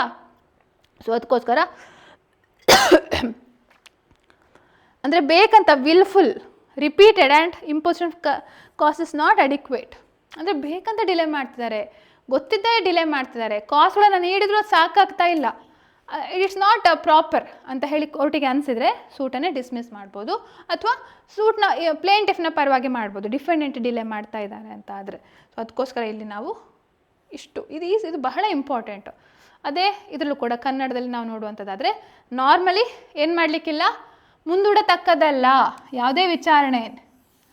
ಯಾವ ಕಾರಣಕ್ಕೆ? ವಕೀಲರು ಉಪಸ್ಥಿತರಿಲ್ಲ. ಯಾವ ವಕೀಲರು? ಪಕ್ಷಗಾರನ ಪರವಾಗಿ ಹಾಜರಾಗುವ ವಕೀಲರು ಉಪಸ್ಥಿತರಿಲ್ಲ ಅಂತ ಹೇಳುವಂಥ ಕಾರಣಕ್ಕಾಗಿ ನ್ಯಾಯಾಲಯವು ಈ ಪ್ರಕರಣ ನಿರ್ವಹಣಾ ವಿಚಾರಣೆಯನ್ನು ಮುಂದೂಡತಕ್ಕದ್ದಲ್ಲ. ಆಯಿತಾ? ಆದರೆ ಏನಾಗತ್ತೆ, ವೆಚ್ಚಗಳ ಪಾವತಿಯ ಮೇಲೆ ಕಾಸ್ಟ್ಗಳು ಕೊಟ್ಟರೆ ಆವಾಗ ಬೇಕಿದ್ರೆ ದಿನಾಂಕವನ್ನು ಮುಂದೂಡ್ಬೋದು. ಪ್ಲಸ್ ಇನ್ನೊಂದೇನು ನಾವು ನೋಡಿರುವಂಥದ್ದು ಪರಿಣಾಮಗಳು, ಕಾನ್ಸಿಕ್ವೆನ್ಸಸ್ ಏನು, ಈ ಕಂಪ್ಲೈಯನ್ಸ್ ಮಾಡದೇ ಇರುವಂಥದ್ದು, ಆದೇಶಗಳನ್ನು ಪಾಲನೆ ಮಾಡದೇ ಇರುವಂಥ ಪರಿಣಾಮಗಳೇನಾಗತ್ತೆ ಅಂತಂದರೆ, ಒಂದು ಖರ್ಚುಗಳನ್ನು ಅಥವಾ ವೆಚ್ಚಗಳಂತ ಹೇಳ್ಬೋದು, ವೆಚ್ಚವನ್ನು ಪಾವತಿಸಲು ನ್ಯಾಯಾಲಯ ಆದೇಶ ಮಾಡ್ಬೋದು. ಅಥವಾ ಅವನ ಹಕ್ಕು ಏನಿದೆ ಹಕ್ಕುಗಳನ್ನು ಪ್ರತಿಬಂಧಿಸುತ್ತೆ, ಅಥವಾ ಹಕ್ಕುಗಳನ್ನು ಕಳ್ಕೊಳ್ತಾನೆ, ಒಂದು restriction, it she'll ಫೋರ್ಕ್ಲೋಸ್ the rights, ಹಕ್ಕುಗಳನ್ನು ಬಂಧಿಸ್ತಾರೆ ಅಂತ ಹೇಳ್ತಾರೆ. ಯಾವ್ಯಾವ ಹಕ್ಕುಗಳು? ಅಫಿಡವಿಟ್ ಸಲ್ಲಿಸುವ ಹಕ್ಕಿರ್ಬೋದು, ಅಥವಾ ಪಾರ್ಟಿ ಸವಾಲು ಮಾಡುವ ಹಕ್ಕಿರ್ಬೋದು, ಅಥವಾ ಲಿಖಿತ ಹೇಳಿಕೆಗಳನ್ನು ರಿಟರ್ನ್ ಸ್ಟೇಟ್ಮೆಂಟ್ ಫೈಲ್ ಮಾಡುವಂಥ ಹಕ್ಕಿರ್ಬೋದು, ಅಥವಾ ಓರಲ್ ಆರ್ಗ್ಯುಮೆಂಟ್ಸ್ ಮೌಖಿಕ ವಾದಗಳನ್ನು ಚರ್ಚಿಸುವ ಹಕ್ಕಿರ್ಬೋದು, ಅಥವಾ ಸಂದರ್ಭಾನುಸಾರ dependent upon the case to case, ಟ್ರಯಲಲ್ಲಿ ಏನೇನು ಬೇಕು, ಅಡಿಷ್ನಲ್ ಆರ್ಗ್ಯುಮೆಂಟ್ಸ್ ಅಥವಾ ಅಡಿಷ್ನಲ್ ಎವಿಡೆನ್ಸ್ ನೀಡುವಂಥ ಆ ಹಕ್ಕುಗಳೆಲ್ಲವೂ ಕೂಡ ಏನಾಗುತ್ತೆ, ಅದನ್ನು ಫೋರ್ಕ್ಲೋಸ್ ಮಾಡಿಬಿಡ್ಬೋದು ಕೋರ್ಟು. ಅಥವಾ ಇಲ್ಲಿ ನಾವೇನು ನೋಡ್ಬೋದು, ಇದು ಯಾವುದು ಸರಿ ಆಗ್ತಾ ಇಲ್ಲ, ವೆಚ್ಚಗಳನ್ನು ನೀಡಿದರೂ ಸರಿ ಆಗ್ತಾ ಇಲ್ಲ ಅಂತ ಆದರೆ ಆವಾಗ ಉದ್ದೇಶಪೂರ್ವಕ ವಿಲ್ಫುಲ್, ಪುನರಾವರ್ತಿತ, ರಿಪಿಟೇಟಿವ್ ಆಗಿದ್ದರೆ ಮತ್ತು ವೆಚ್ಚಗಳನ್ನು ವಿಧಿಸಲಿಕ್ಕೆ ಸರಿಯಾಗಿ ಅದು ಸರಿ ಆಗ್ತಾ ಇಲ್ಲ, ಪಾಲನೆ ಖಚಿತಪಡಿಸ್ಕೊಳ್ಳಿಕ್ಕೆ ಆಗ್ತಾ ಇಲ್ಲ ಅಂತ ಆದರೆ ಆವಾಗ ಫಿರ್ಯಾದನ್ನು ವಜಾಗೊಳಿಸ್ಬೋದು ಅಥವಾ ದಾವೆಯನ್ನು ಅನುಮತಿಸ್ಬೋದು, ಅಥವಾ ದಾವೆಯನ್ನು ವಜಾಗೊಳಿಸ್ಬೋದು ಅಥವಾ ದಾವೆಯನ್ನು ಅನುಮತಿಸ್ಬೋದು. ಯಾರು ಅದನ್ನು ತಪ್ಪು ಮಾಡಿದ್ದಾರೆ ಹೇಳುವ ಇದ್ರ ಮೇಲೆ ಹೋಗುತ್ತೆ. ಸೊ ಇದು ಫಸ್ಟ್ ಕೇಸ್ ಮ್ಯಾನೇಜ್ಮೆಂಟ್ ಹಿಯರಿಂಗ್ ಅಂತ ಹೇಳುವಂಥದ್ದು. Order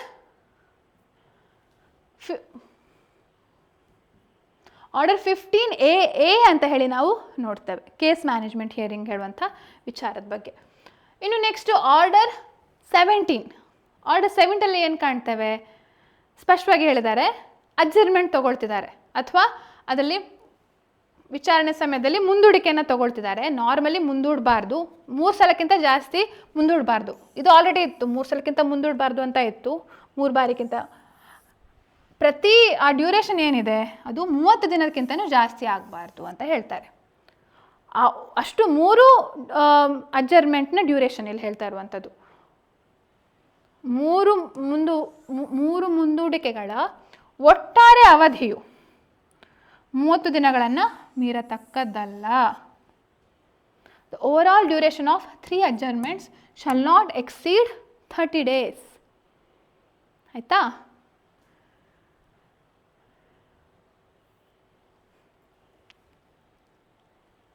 next order 18. ಆರ್ಡರ್ 17 ಅಡ್ಜರ್ಮೆಂಟ್ಸ್ಗೆ ಸಂಬಂಧಪಟ್ಟದ್ದು. ಆರ್ಡರ್ 18 ಈ ಹಿಯರಿಂಗ್ ಅಂತ ಹೇಳುವಂಥ ಬರುವಂಥದ್ದು, ಎವಿಡೆನ್ಸ್ಗೆ ಸಂಬಂಧಪಟ್ಟದ್ದು. ಅದರಲ್ಲೇ ನಾವು ಇದು ಕೂಡ ಕಾಣ್ತೇವೆ ನೋಡಿ, ರೂಲ್ 2 ಅಲ್ಲಿ ಸುಮಾರು ರೂಲ್ಸ್ಗಳನ್ನು ಆ್ಯಡ್ ಮಾಡಿದ್ದಾರೆ. 3A 3B 3C 3D 3E 3F. Basically ಏನು ಹೇಳ್ತಾರೆ ಅಂತಂದರೆ, ರಿಟರ್ನ್ ಆರ್ಗ್ಯುಮೆಂಟ್ಸ್, ಓರಲ್ ಆರ್ಗ್ಯುಮೆಂಟ್ಸ್ ಪ್ರಾರಂಭ ಆಗೋಕ್ಕಿಂತ ಮೊದಲೇ ಲಿಖಿತ ವಾದಗಳನ್ನು ಸಲ್ಲಿಸಬೇಕು. ಅದನ್ನು ಕೂಡ it shall form part of the record ಅಂತ ಹೇಳ್ತಾರೆ. ಆಯಿತಾ? ಸರಿಯಾದ ಸೈಟೇಷನ್ಸ್ ಯಾವುದು ಸಪೋರ್ಟ್ ಮಾಡ್ತಾರೆ ಅದನ್ನು ಮೆನ್ಷನ್ ಮಾಡಬೇಕು. ಜಡ್ಜ್ಮೆಂಟ್ನ ಸೈಟೇಷನ್ನ ಮೆನ್ಷನ್ ಮಾಡಬೇಕು.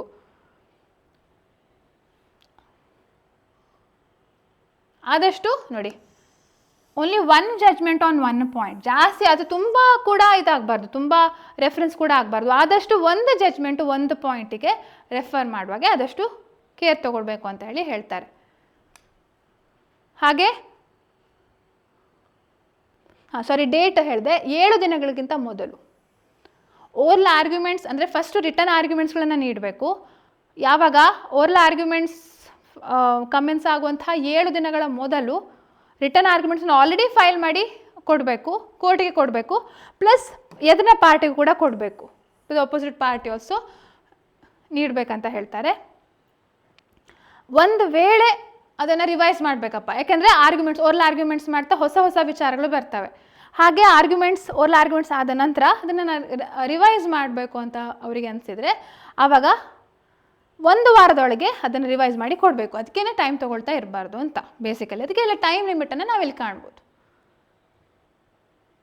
ಹಾಗೆ ಅಡ್ಜರ್ಮೆಂಟ್ ತಗೊಳ್ಳಿಕ್ಕಿಲ್ಲ ಅಂತ ಯಾವುದಕ್ಕೆ? ರಿಟರ್ನ್ ಆರ್ಗ್ಯುಮೆಂಟ್ಸನ್ನೇ ಫೈಲ್ ಮಾಡಬೇಕು ಹೇಳೋಂಥ ಕಾರಣಕ್ಕೆ ಯಾವುದೇ ರೀತಿ ಅಡ್ಜರ್ಮೆಂಟ್ಸ್ಗಳನ್ನು ತಗೊಳ್ಳಿಕ್ಕಿಲ್ಲ ಅಂತ ಇಲ್ಲಿ ಹೇಳ್ತಾರೆ.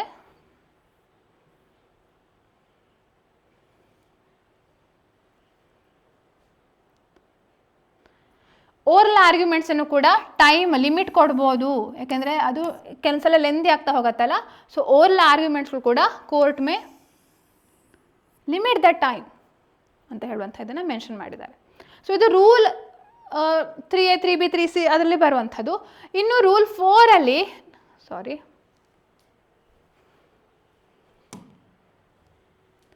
ರೂಲ್ 4 ನಾವೇನು ಕಾಣ್ತೇವೆ, ಸಬ್ ರೂಲ್ 1D 1E 1F ಅಂತ ನೀಡಿದ್ದಾರೆ. ಅದು ಈ ಅಫಿಡವಿಟ್ ಎವಿಡೆನ್ಸ್ ಬಗ್ಗೆ ಹೇಳ್ತಾರೆ. ಸೊ ಎಲ್ಲ ಮುಂಚೆ ಅವ್ರು ಏನು ಮಾಡ್ತಿದ್ರು, ಒಂದೊಂದೇ ವಿಟ್ನೆಸ್ಗಳದ್ದು ಒಂದು ಚೀಫ್ ಎಕ್ಸಾಮಿನೇಷನು, ಕ್ರಾಸ್ ಎಕ್ಸಾಮಿನೇಷನು, ಆಮೇಲೆ ಮತ್ತೆ ಇನ್ನೊಂದು ವಿಟ್ನೆಸ್ಗಳದ್ದು ಚೀಫ್ ಎವಿಡೆನ್ಸು, ಅಫಿಡವಿಟ್ ಇದೆಲ್ಲ ನೀಡ್ತಿದ್ರು, ಎವಿಡೆನ್ಸ್ ಅಫಿಡವಿಟ್. ಬಟ್ ಈಗ ಏನು ಮಾಡಿದ್ದಾರೆ, ಎಲ್ಲ ವಿಟ್ನೆಸಸ್ಗಳದ್ದು ಕೂಡ all witnesses whose evidence is proposed to be led by a party shall be filed simultaneously. ಒಟ್ಟಿಗೆ ನೀಡಬೇಕು ಅಂತ ಹೇಳ್ತಾರೆ. ಯಾವ ದಿನ ಕೋರ್ಟ್ ಮೆನ್ಷನ್ ಮಾಡಿದೆ ಫಸ್ಟ್ ಕೇಸ್ ಮ್ಯಾನೇಜ್ಮೆಂಟ್ ಹಿಯರಿಂಗ್ ಪ್ರಕಾರ ಆ ರೀತಿ ಸೈಮಲ್ಟೇನಿಯಸ್ಲಿ ಫೈಲ್ ಮಾಡಬೇಕು. ಹಾಗೆ ನಾರ್ಮಲಿ ಹೆಚ್ಚುವರಿ ಎವಿಡೆನ್ಸ್, ಅಡಿಷನಲ್ ಎವಿಡೆನ್ಸನ್ನು ಕೋರ್ಟ್ ಅಲೋ ಮಾಡಬಾರ್ದು ಅನ್ಲೆಸ್ ಸರಿಯಾದ ಕಾರಣ ಸಿಗದ ಹೊರತು, unless sufficient cos is made out in the application.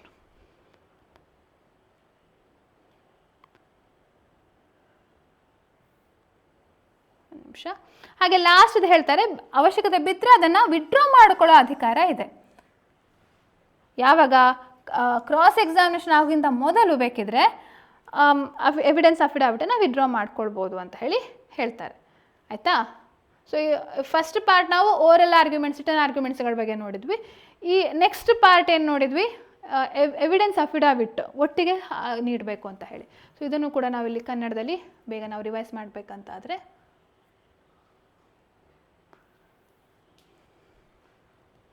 ಮೌಖಿಕ ವಾದಗಳನ್ನು ಪ್ರಾರಂಭಿಸುವ ಮೊದಲ 7 ದಿನಗಳ ಒಳಗೆ ಮೊದಲೇ ಲಿಖಿತ ವಾದಗಳನ್ನು ಸಂಕ್ಷಿಪ್ತವಾಗಿ ಅದನ್ನು ಅದೇ ಮತ್ತೆ ತುಂಬ ಡೀಟೇಲ್ಡ್ ಆಗಲ್ಲ, ವಿಭಿನ್ನ ಶೀರ್ಷಿಕೆಗಳಡಿಯಲ್ಲಿ ಡಿಫ್ರೆಂಟ್ ಹೆಡ್ಡಿಂಗ್ಸಲ್ಲಿ ಸರಿಯಾದ ಪ್ಯಾರಾಗ್ರಾಫಲ್ಲಿ ಅದನ್ನು ನೀಡಬೇಕು. ಅದು ಕೂಡ it's part of the record ಅಂತ ಹೇಳ್ತಾರಲ್ಲ, ಲಿಖಿತ ವಾದಗಳು ದಾಖಲೆಯ ಭಾಗವಾಗತಕ್ಕದ್ದು. ಹಾಗೆ ಅದಕ್ಕೆ ಬೆಂಬಲವಾಗಿ ಯಾವುದಾದ್ರು ಸೈಟೇಷನ್ ಉಲ್ಲೇಖಿಸಿದ ಕಾನೂನುಗಳಿರ್ತವೆ, ಅದನ್ನು ಮೆನ್ಷನ್ ಮಾಡಬೇಕು. ಹಾಗೆ ಆದಷ್ಟು ಒಂದೊಂದು ಅಂಶದ ಮೇಲೆ ಒಂದು ತೀರ್ಪನ್ನು ಮಾತ್ರ ಉಲ್ಲೇಖಿಸುವ ಬಗ್ಗೆ ಗಮನವನ್ನು ಹರಿಸತಕ್ಕದ್ದು, ಅದನ್ನು ಕೂಡ ಸ್ಪಷ್ಟಪಡಿಸಿದ್ದಾರೆ. ಹಾಗೆ ಕೋರ್ಟಿಗಷ್ಟೇ ಅಲ್ಲ, ಎದುರು ಪಕ್ಷಗಾರನು ಕೂಡ ಅದೇ ಸಮಯದಲ್ಲಿ ಏಕಕಾಲದಲ್ಲೇ ಆ ಒಂದು ಪ್ರತಿಯನ್ನು ನೀಡಬೇಕು, ಲಿಖಿತವಾದಗಳ ಪ್ರತಿ ನೀಡಬೇಕು. ಒಂದು ವೇಳೆ ಓರಲ್ ಆರ್ಗ್ಯುಮೆಂಟ್ಸ್ ವಾದಗಳು ಮುಕ್ತಾಯದ ತರುವಾಯ 1 ವಾರದ ಅವಧಿಯಲ್ಲಿ ಅದನ್ನು ಬೇಕಿದ್ರೆ ಅದನ್ನು ತಿದ್ದುಪಡಿ ಮಾಡಿ ಪರಿಷ್ಕೃತ ರಿವೈಸ್ ಅಂತ ಹೇಳ್ತಾರಲ್ಲ, ಪರಿಷ್ಕೃತ ಲಿಖಿತವಾದಗಳನ್ನು ಸಲ್ಲಿಸಬಹುದು. ಹಾಗೆ ಇನ್ನೊಂದು ವಿಚಾರ ಏನಂತಂದರೆ, ಲಿಖಿತವಾದಗಳನ್ನು ಸಲ್ಲಿಸುವ ಉದ್ದೇಶಕ್ಕಾಗಿ ಯಾವುದೇ ರೀತಿಯಲ್ಲಿ ಮುಂದೂಡಿಕೆಯನ್ನು ನೀಡಬಾರ್ದು ಅಂತ ಹೇಳುವಂಥ ವಿಚಾರ. ವಾದಪತ್ರವನ್ನು ಸಲ್ಲಿಸಬೇಕು ಲಿಖಿತವಾದಗಳನ್ನು ಸಲ್ಲಿಸಬೇಕು ಹೇಳುವಂಥ ಕಾರಣಕ್ಕೆ ಯಾವುದೇ ರೀತಿಯಲ್ಲಿ ಮುಂದೂಡಿಕೆಯನ್ನು ನೀಡಬಾರ್ದು. ಆದಷ್ಟು ಕಾಲಮಿತಿಯನ್ನು ನೀಡಬಹುದು. ಯಾವ ರೀತಿ ನೇಚರು ಹೇಗಿರಬೇಕು ಅಂತ ಹೇಳುವಂಥದ್ದಕ್ಕೆ ಕೋರ್ಟ್ ಕಾಲಮಿತಿಯನ್ನು ನೀಡ್ಬೋದು ಅಂತ ಹೇಳ್ತಾರೆ. ಹಾಗೆ ಇದು ಒಂದು ರೂಲ್ ಆದರೆ, ಇದು ಇನ್ನೊಂದು ರೂಲಲ್ಲಿ ಏನು ಹೇಳ್ತಾರೆ ಅಂದರೆ, ಆ ಸಬ್ ರೂಲ್ ನಾನು ತುಂಬ ಮಾಡಲಿಕ್ಕೆ ಹೋಗ್ತಾ ಇಲ್ಲ, ಯಾಕೆಂದರೆ ತುಂಬ ಕನ್ಫ್ಯೂಷನ್ ಆಗುತ್ತೆ. ನಿಯಮ 4 ಉಪಬಂಧ ನಿಯಮ 1C ಅಂತ ಹೇಳುವಂಥದ್ದು. ಜಸ್ಟ್ ಆ ಆರ್ಡಲ್ಲಿ ಏನು ಬದಲಾವಣೆ ಆಗಿದೆ ಅಂತ ಹೇಳಿ ನೆನ್ಪಿಟ್ಕೊಳ್ಳಿ, ಏನೇನೋ ತಂದಿದ್ದಾರೆ ಅಂತ ಹೇಳಿ. 1C 1D 1E ಇದರಲ್ಲೆಲ್ಲ ನಾವು ನೋಡುವಂಥದ್ದು, ಎಲ್ಲ ಸಾಕ್ಷಿಗಳ ಸಾಕ್ಷ್ಯದ ಅಫಿಡವಿಟನ್ನು ಏಕಕಾಲದಲ್ಲಿ ಸಲ್ಲಿಸಬೇಕು, ಒಂದೇ ಸಲ ನೀಡಬೇಕು ಎಲ್ಲ ಸಾಕ್ಷಿಗಳದ್ದು ಕೂಡ. ಹೆಚ್ಚುವರಿ ಅಫಿಡವಿಟ್ಗಳನ್ನು ಸಹಜವಾಗಿ ತಗೊಳ್ಳೋದಿಲ್ಲ, ಅನ್ಲೆಸ್ ಹೊರತು ಯಾವುದೇ ಒಂದು ಸರಿಯಾದ ಕಾರಣಗಳನ್ನು, ಅನುಮತಿಸಿದ ಕಾರಣಗಳನ್ನು ನೀಡುವ ಮೂಲಕ ಸಫಿಷಿಯೆಂಟ್ ಕಾಸ್ ಇದ್ದರೆ ಮಾತ್ರ ಆವಾಗ ಸಲ್ಲಿಸ್ಬೋದು ಅಂತ ಹೇಳ್ತಾರೆ ಹೆಚ್ಚುವರಿ ಸಾಕ್ಷ್ಯದ ಅಫಿಡವಿಟನ್ನು. ಹಾಗೆ ಒಂದು ವೇಳೆ ಅದನ್ನು ವಿಡ್ರಾ ಮಾಡಬೇಕು ಅಂತಾದರೆ ಅಥವಾ ಹಿಂಪಡಿಬೇಕು ಅಂತ ಇದ್ದರೆ, ಯಾವಾಗ ಅದನ್ನು ಹಿಂಪಡಿಬೇಕು? ಯಾಕಂದರೆ ಮೊದಲೇ ಸಲ್ಲಿಸಿರ್ತಾರೆ ಒಂದು ಪಾರ್ಟಿ ಅದಲ್ವಾ, ಸೊ ಅದನ್ನು ಅವನ ಒಂದು ಪಾರ್ಟಿ ಸವಾಲು ಆಗೋಕ್ಕಿಂತ ಮೊದಲು ಅದನ್ನು ಹಿಂಪಡಿಬೇಕು ಅಂತ ಹೇಳಿ ಹೇಳ್ತಾರೆ. ಯಾವುದೇ ಅಡ್ವಾನ್ಸ್ ರೆಫರೆನ್ಸ್ ಆಗೋದಿಲ್ಲ ಅವನು ಹಾಗೆ ಹಿಂಪಡೆದಕ್ಕೆ, ಯಾಕಂದರೆ ಸ್ವಲ್ಪ ಟೈಮ್ ಕೋರ್ಟ್ ಅವನ ಪರವಾಗಿ ಫೇವರಬಲ್ ಆಗಿ ಇರುತ್ತೆ ಅಂತ ಹೇಳುವಂಥ ವಿಚಾರ. ಇದು ಆರ್ಡರ್ 18 ನಾವು ನೋಡ್ಬೋದು. ಇನ್ನು ಆರ್ಡರ್ 19 ಇದು ನಾರ್ಮಲಿ ಯಾವ ರೀತಿ ಎವಿಡೆನ್ಸ್ ಕೋರ್ಟು ಕಂಟ್ರೋಲ್, ಇದು ಮಿಸ್ಲೇನಿಯಸ್ ಪ್ರಾವಿಷನ್ ಅಂತ ಹೇಳ್ಬೋದು. ಆರ್ಡರ್ 19 ಅಫಿಡವಿಟ್ಸ್ಗಳ ಬಗ್ಗೆ ಇರುವಂಥದ್ದು. ಸೊ ಕೋರ್ಟ್ ಎವಿಡೆನ್ಸನ್ನು ಕಂಟ್ರೋಲ್ ಮಾಡ್ಬೋದು ಅಂತ ಹೇಳುತ್ತೆ. ಪ್ಲಸ್ ಯಾವ ರೀತಿ ಅಫಿಡವಿಟ್ ಇರಬೇಕು, ಈ ಅಫಿಡವಿಟಲ್ಲಿ ಪ್ರತಿಯೊಂದು ಕ್ರೊನಾಲಜಿಕಲಿ ಇರಬೇಕು, ಸೀಕ್ವೆನ್ಸ್ ಆ ರೀತಿ ಇರಬೇಕು. ಪ್ಲಸ್ ಅದೇ ಯಾರು ಸ್ವಂತ ನಾಲೆಜಲ್ಲಿ ಹೇಳಿದ್ದಾನೆ, ಯಾವುದು ಇನ್ಫಾರ್ಮೇಷನ್ ಅಂತ ಬಿಲೀಫಲ್ಲಿ ಹೇಳಿದ್ದಾನೆ, ಪೇಜ್ ನಂಬರ್ ಇರಬೇಕು. ಸೊ ನಾರ್ಮಲ್ ಅಫಿಡವಿಟ್ ಒಂದು ಡೀಟೇಲ್ಡ್ ಫಾರ್ಮನ್ನು ನೀಡಿದ್ದಾರೆ. ಸೊ ಅದೇ ಕೂಡ ಇಲ್ಲೂ ಕೂಡ ಆರ್ಡರ್ 19ನಲ್ಲಿ ನ್ಯಾಯಾಲಯವು ಸಾಕ್ಷ್ಯವನ್ನು ನಿಯಂತ್ರಿಸ್ಬೋದು ಅಂತ ಹೇಳುವಂಥ ವಿಚಾರ. ಹಾಗೂ ಸಾಕ್ಷ್ಯದ ಅಫಿಡವಿಟ್ ನಮೂನೆ ಮತ್ತು ಮಾರ್ಗಸೂಚಿಗಳು ಯಾವ ರೀತಿ ಇರಬೇಕು ಅಂತ ಹೇಳುವಂಥ ವಿಚಾರ ನಾವು ಕಾಣ್ತೇವೆ. ಕಾಲಾನುಕ್ರಮ ಕ್ರೊನಾಲಜಿಕಲಿ ಅಂದರೆ ಮೊದಲೇನಿತ್ತು ಆಮೇಲೆ ಏನಾಯಿತು ಆ ರೀತಿ ಕಾಲಾನುಕ್ರಮದ ಪ್ರಕಾರ ಅದನ್ನು ನೀಡಬೇಕು. ಆದಷ್ಟು ಖಂಡಿಕೆ ಪ್ಯಾರಾಗ್ರಾಫ್ಸು ಪ್ರತ್ಯೇಕ ಪ್ರತಿವಾಗೆ ಖಂಡಿಕೆ ಇರಬೇಕು, ಪ್ಯಾರಾಗ್ರಾಫ್ ಇರಬೇಕು. ಹಾಗೆ ಯಾವುದು ತನಗೆ ಸ್ವಂತ ಜ್ಞಾನದಿಂದ ಸ್ವಂತ ಓನ್ ನಾಲೆಜು ಓನ್ ಇನ್ಫಾರ್ಮೇಷನ್ನು ಅಥವಾ ನಂಬಿಕೆ ಬಿಲೀಫ್ ಮೇಲೆ ಅಫಿಡವಿಟನ್ನು ಹೇಳ್ತಾನೆ ಅಂತ ಅದನ್ನು ಕೂಡ ಸ್ಪಷ್ಟಪಡಿಸಬೇಕು. ಯಾವ್ಯಾವ ವಿಚಾರಗಳು ಯಾವ್ಯಾವ ಆಧಾರದ ಮೇಲೆ ಅವನು ಹೇಳ್ತಿದ್ದಾನೆ, ಕೆಲವೊಂದು ಮಾಹಿತಿ ಮೇಲೆ, ಕೆಲವೊಂದು ಸ್ವಂತ ನಾಲೆಜ್ ಮೇಲೆ, ಸ್ವಂತ ಜ್ಞಾನದ ಮೇಲೆ, ಅಥವಾ ಕೆಲವೊಂದು ನಂಬಿಕೆ ಈ ರೀತಿ ಇರ್ಬೋದು ಹೇಳುವಂಥ ನಂಬಿಕೆ ಮೇಲೆ ಈ ರೀತಿ ವಿಚಾರನ ವ್ಯಕ್ತಪಡಿಸಿದಾನೆ ಅಂತ ಹೇಳುವಂಥ ಇದನ್ನು ನಾವಿಲ್ಲಿ ಕಾಣ್ಬೋದು. ಓಕೆ, ಈ ಲಾಸ್ಟ್ ಇದು ಅಪೆಂಡಿಕ್ಸ್ ಅಂತ ಹೇಳ್ತಾರಲ್ಲ, ಅನೆಕ್ಷರ್ ಅಂತಲೂ ಹೇಳ್ಬೋದು. ಬಟ್ CPSಯಲ್ಲಿ ಅಪೆಂಡಿಕ್ಸ್ ಅಂತ ಹೇಳಿ ಕರೀತಾರೆ. ಅಪೆಂಡಿಕ್ಸ್ IA ಅಥವಾ ಅನುಬಂಧ IA ಅಂತ ಹೇಳಿ. ನಾವು ವೆರಿಫಿಕೇಶನ್ ಆಫ್ ದಿ ಪ್ಲೀಡಿಂಗ್ಸ್ ಅಂತ ನೋಡಿದ್ವಿ ನೋಡಿ, ವಾದ ಪ್ರತಿವಾದ ಪತ್ರಗಳ ಪರಿಶೀಲನೆ ಅಂತ ಹೇಳಿ. ಅದು ಈ ಫಾರ್ಮ್ಯಾಟಲ್ಲೇ ಇರಬೇಕು, ಇರಬೇಕಂತ ಹೇಳಿ ಹೇಳಿದ್ದಾರೆ. ಇದೇ ಫಾರ್ಮ್ಯಾಟಲ್ಲಿ ಮೆನ್ಷನ್ ಮಾಡಬೇಕು. ಸತ್ಯ ಹೇಳಿಕೆ ಅಥವಾ ಸ್ಟೇಟ್ಮೆಂಟ್ ಆಫ್ ಟ್ರುತ್ ಅಂತ ಹೇಳಿ ಹೇಳ್ಬೋದು. ಆಯಿತಾ? ಎಸ್. ಸೊ ಇಷ್ಟು ಇವತ್ತಿನ ಒಂದು ಕ್ಲಾಸಿನ ಮಾಹಿತಿ ಅಂತ ಹೇಳ್ಬೋದು. ಸೊ ಬಹಳ ಇಂಪಾರ್ಟೆಂಟು CPC ಅಮೆಂಡ್ಮೆಂಟ್ನ ಪ್ರಾವಿಷನ್ನು. ಸೊ ಸರಿಯಾಗಿ ಅರ್ಥ ಮಾಡ್ಕೊಳ್ಳಿ, ಅದನ್ನು ನೋಟ್ಸ್ ಮಾಡ್ಕೊಳ್ಳಿ. ನಾನು ಏನೇನು ಹೇಳಿದೆ ಪಾಯಿಂಟ್ ವೈಸ್ ಆವಾಗ ಹೇಳಿದ ಹಾಗೆ ಈ ಚಾರ್ಟ್ನ ಒಂದು ಜಸ್ಟ್ ನೀವೇ ಬರ್ಕೊಳ್ಳಿ, ಏನು ಅಂತ ಇದಲ್ಲ. 2 ಸೆಕ್ಷನ್ಸ್ಗಳು ಹಾಗೂ 1 2 3 4 5 6 7 8 ಆರ್ಡರ್ಗಳು ಮತ್ತು ಒಂದು ಅಪೆಂಡಿಕ್ಸ್ ಚೇಂಜ್ ಆಗಿದೆ. ಸೊ ಒಂದು 10 ಮಾರ್ಕ್ಸ್ಗೆ ಕ್ವಶನ್ ಕೇಳಿದರು, ಏನೇನು ಅಮೆಂಡ್ಮೆಂಟ್ಗಳನ್ನು ಮಾಡಿದ್ದಾರೆ ಈ ಸಲ ಅಂತ ಕೇಳಿದ್ರೆ you must be able to answer that. ಅದು ಹೈಲೈಟ್ಸ್ಗಳನ್ನು ಇದು ಮಾಡ್ಬೋದು. Okay, S.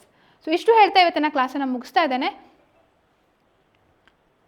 ಹಾಗೆ ನಮ್ಮ ಅಭಿಜ್ಞಾ legal.in ಅಂತ ಹೇಳುವಂಥ ಒಂದು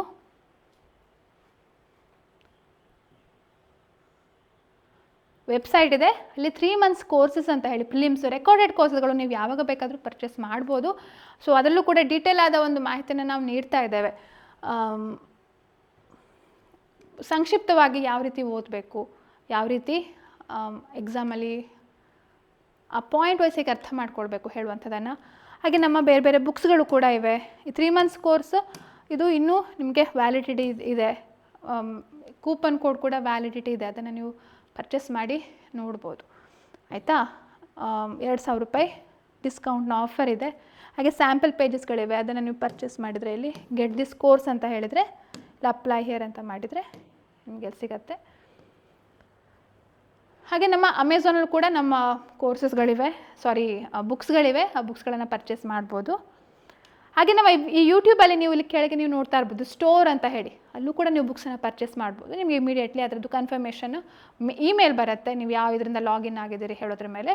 ಅದ್ರ ಪ್ರಕಾರ ನೀವು ಪರ್ಚೇಸ್ ಮಾಡಿದ 7 ದಿನಗಳ ಒಳಗೆ 7 ವರ್ಕಿಂಗ್ ಡೇಸ್, ಯಾಕೆಂದರೆ ಕೆಲವೊಂದ್ಸಲ ರಜೆ ಎಲ್ಲ ಇರುವಾಗ ಆವಾಗ ಸ್ವಲ್ಪ ಡಿಲೇ ಆಗುತ್ತೆ. ಸೊ 7 ವರ್ಕಿಂಗ್ ದಿನಗಳ ಒಳಗೆ ನಿಮಗೆ ರೀಚ್ ಆಗುತ್ತೆ ನೀವು ಪರ್ಚೇಸ್ ಮಾಡುವಂಥ ಬುಕ್ಸ್. ಸೊ ಇಷ್ಟು ಹೇಳ್ತಾ ಇವತ್ತಿನ ಕ್ಲಾಸನ್ನು ಮುಗಿಸ್ತಾ ಇದ್ದೇನೆ. ಈ ಕ್ಲಾಸ್ ಇಷ್ಟ ಆಗಿದ್ದರೆ ಲೈಕ್, ಕಮೆಂಟ್, ಶೇರ್, ಸಬ್ಸ್ಕ್ರೈಬ್ ಮಾಡಲಿಕ್ಕೆ ಮರಿಬೇಡಿ ಅಂತ ಹೇಳ್ತಾ ನಮಸ್ತೆ, ಬಾಯ್ ಬಾಯ್.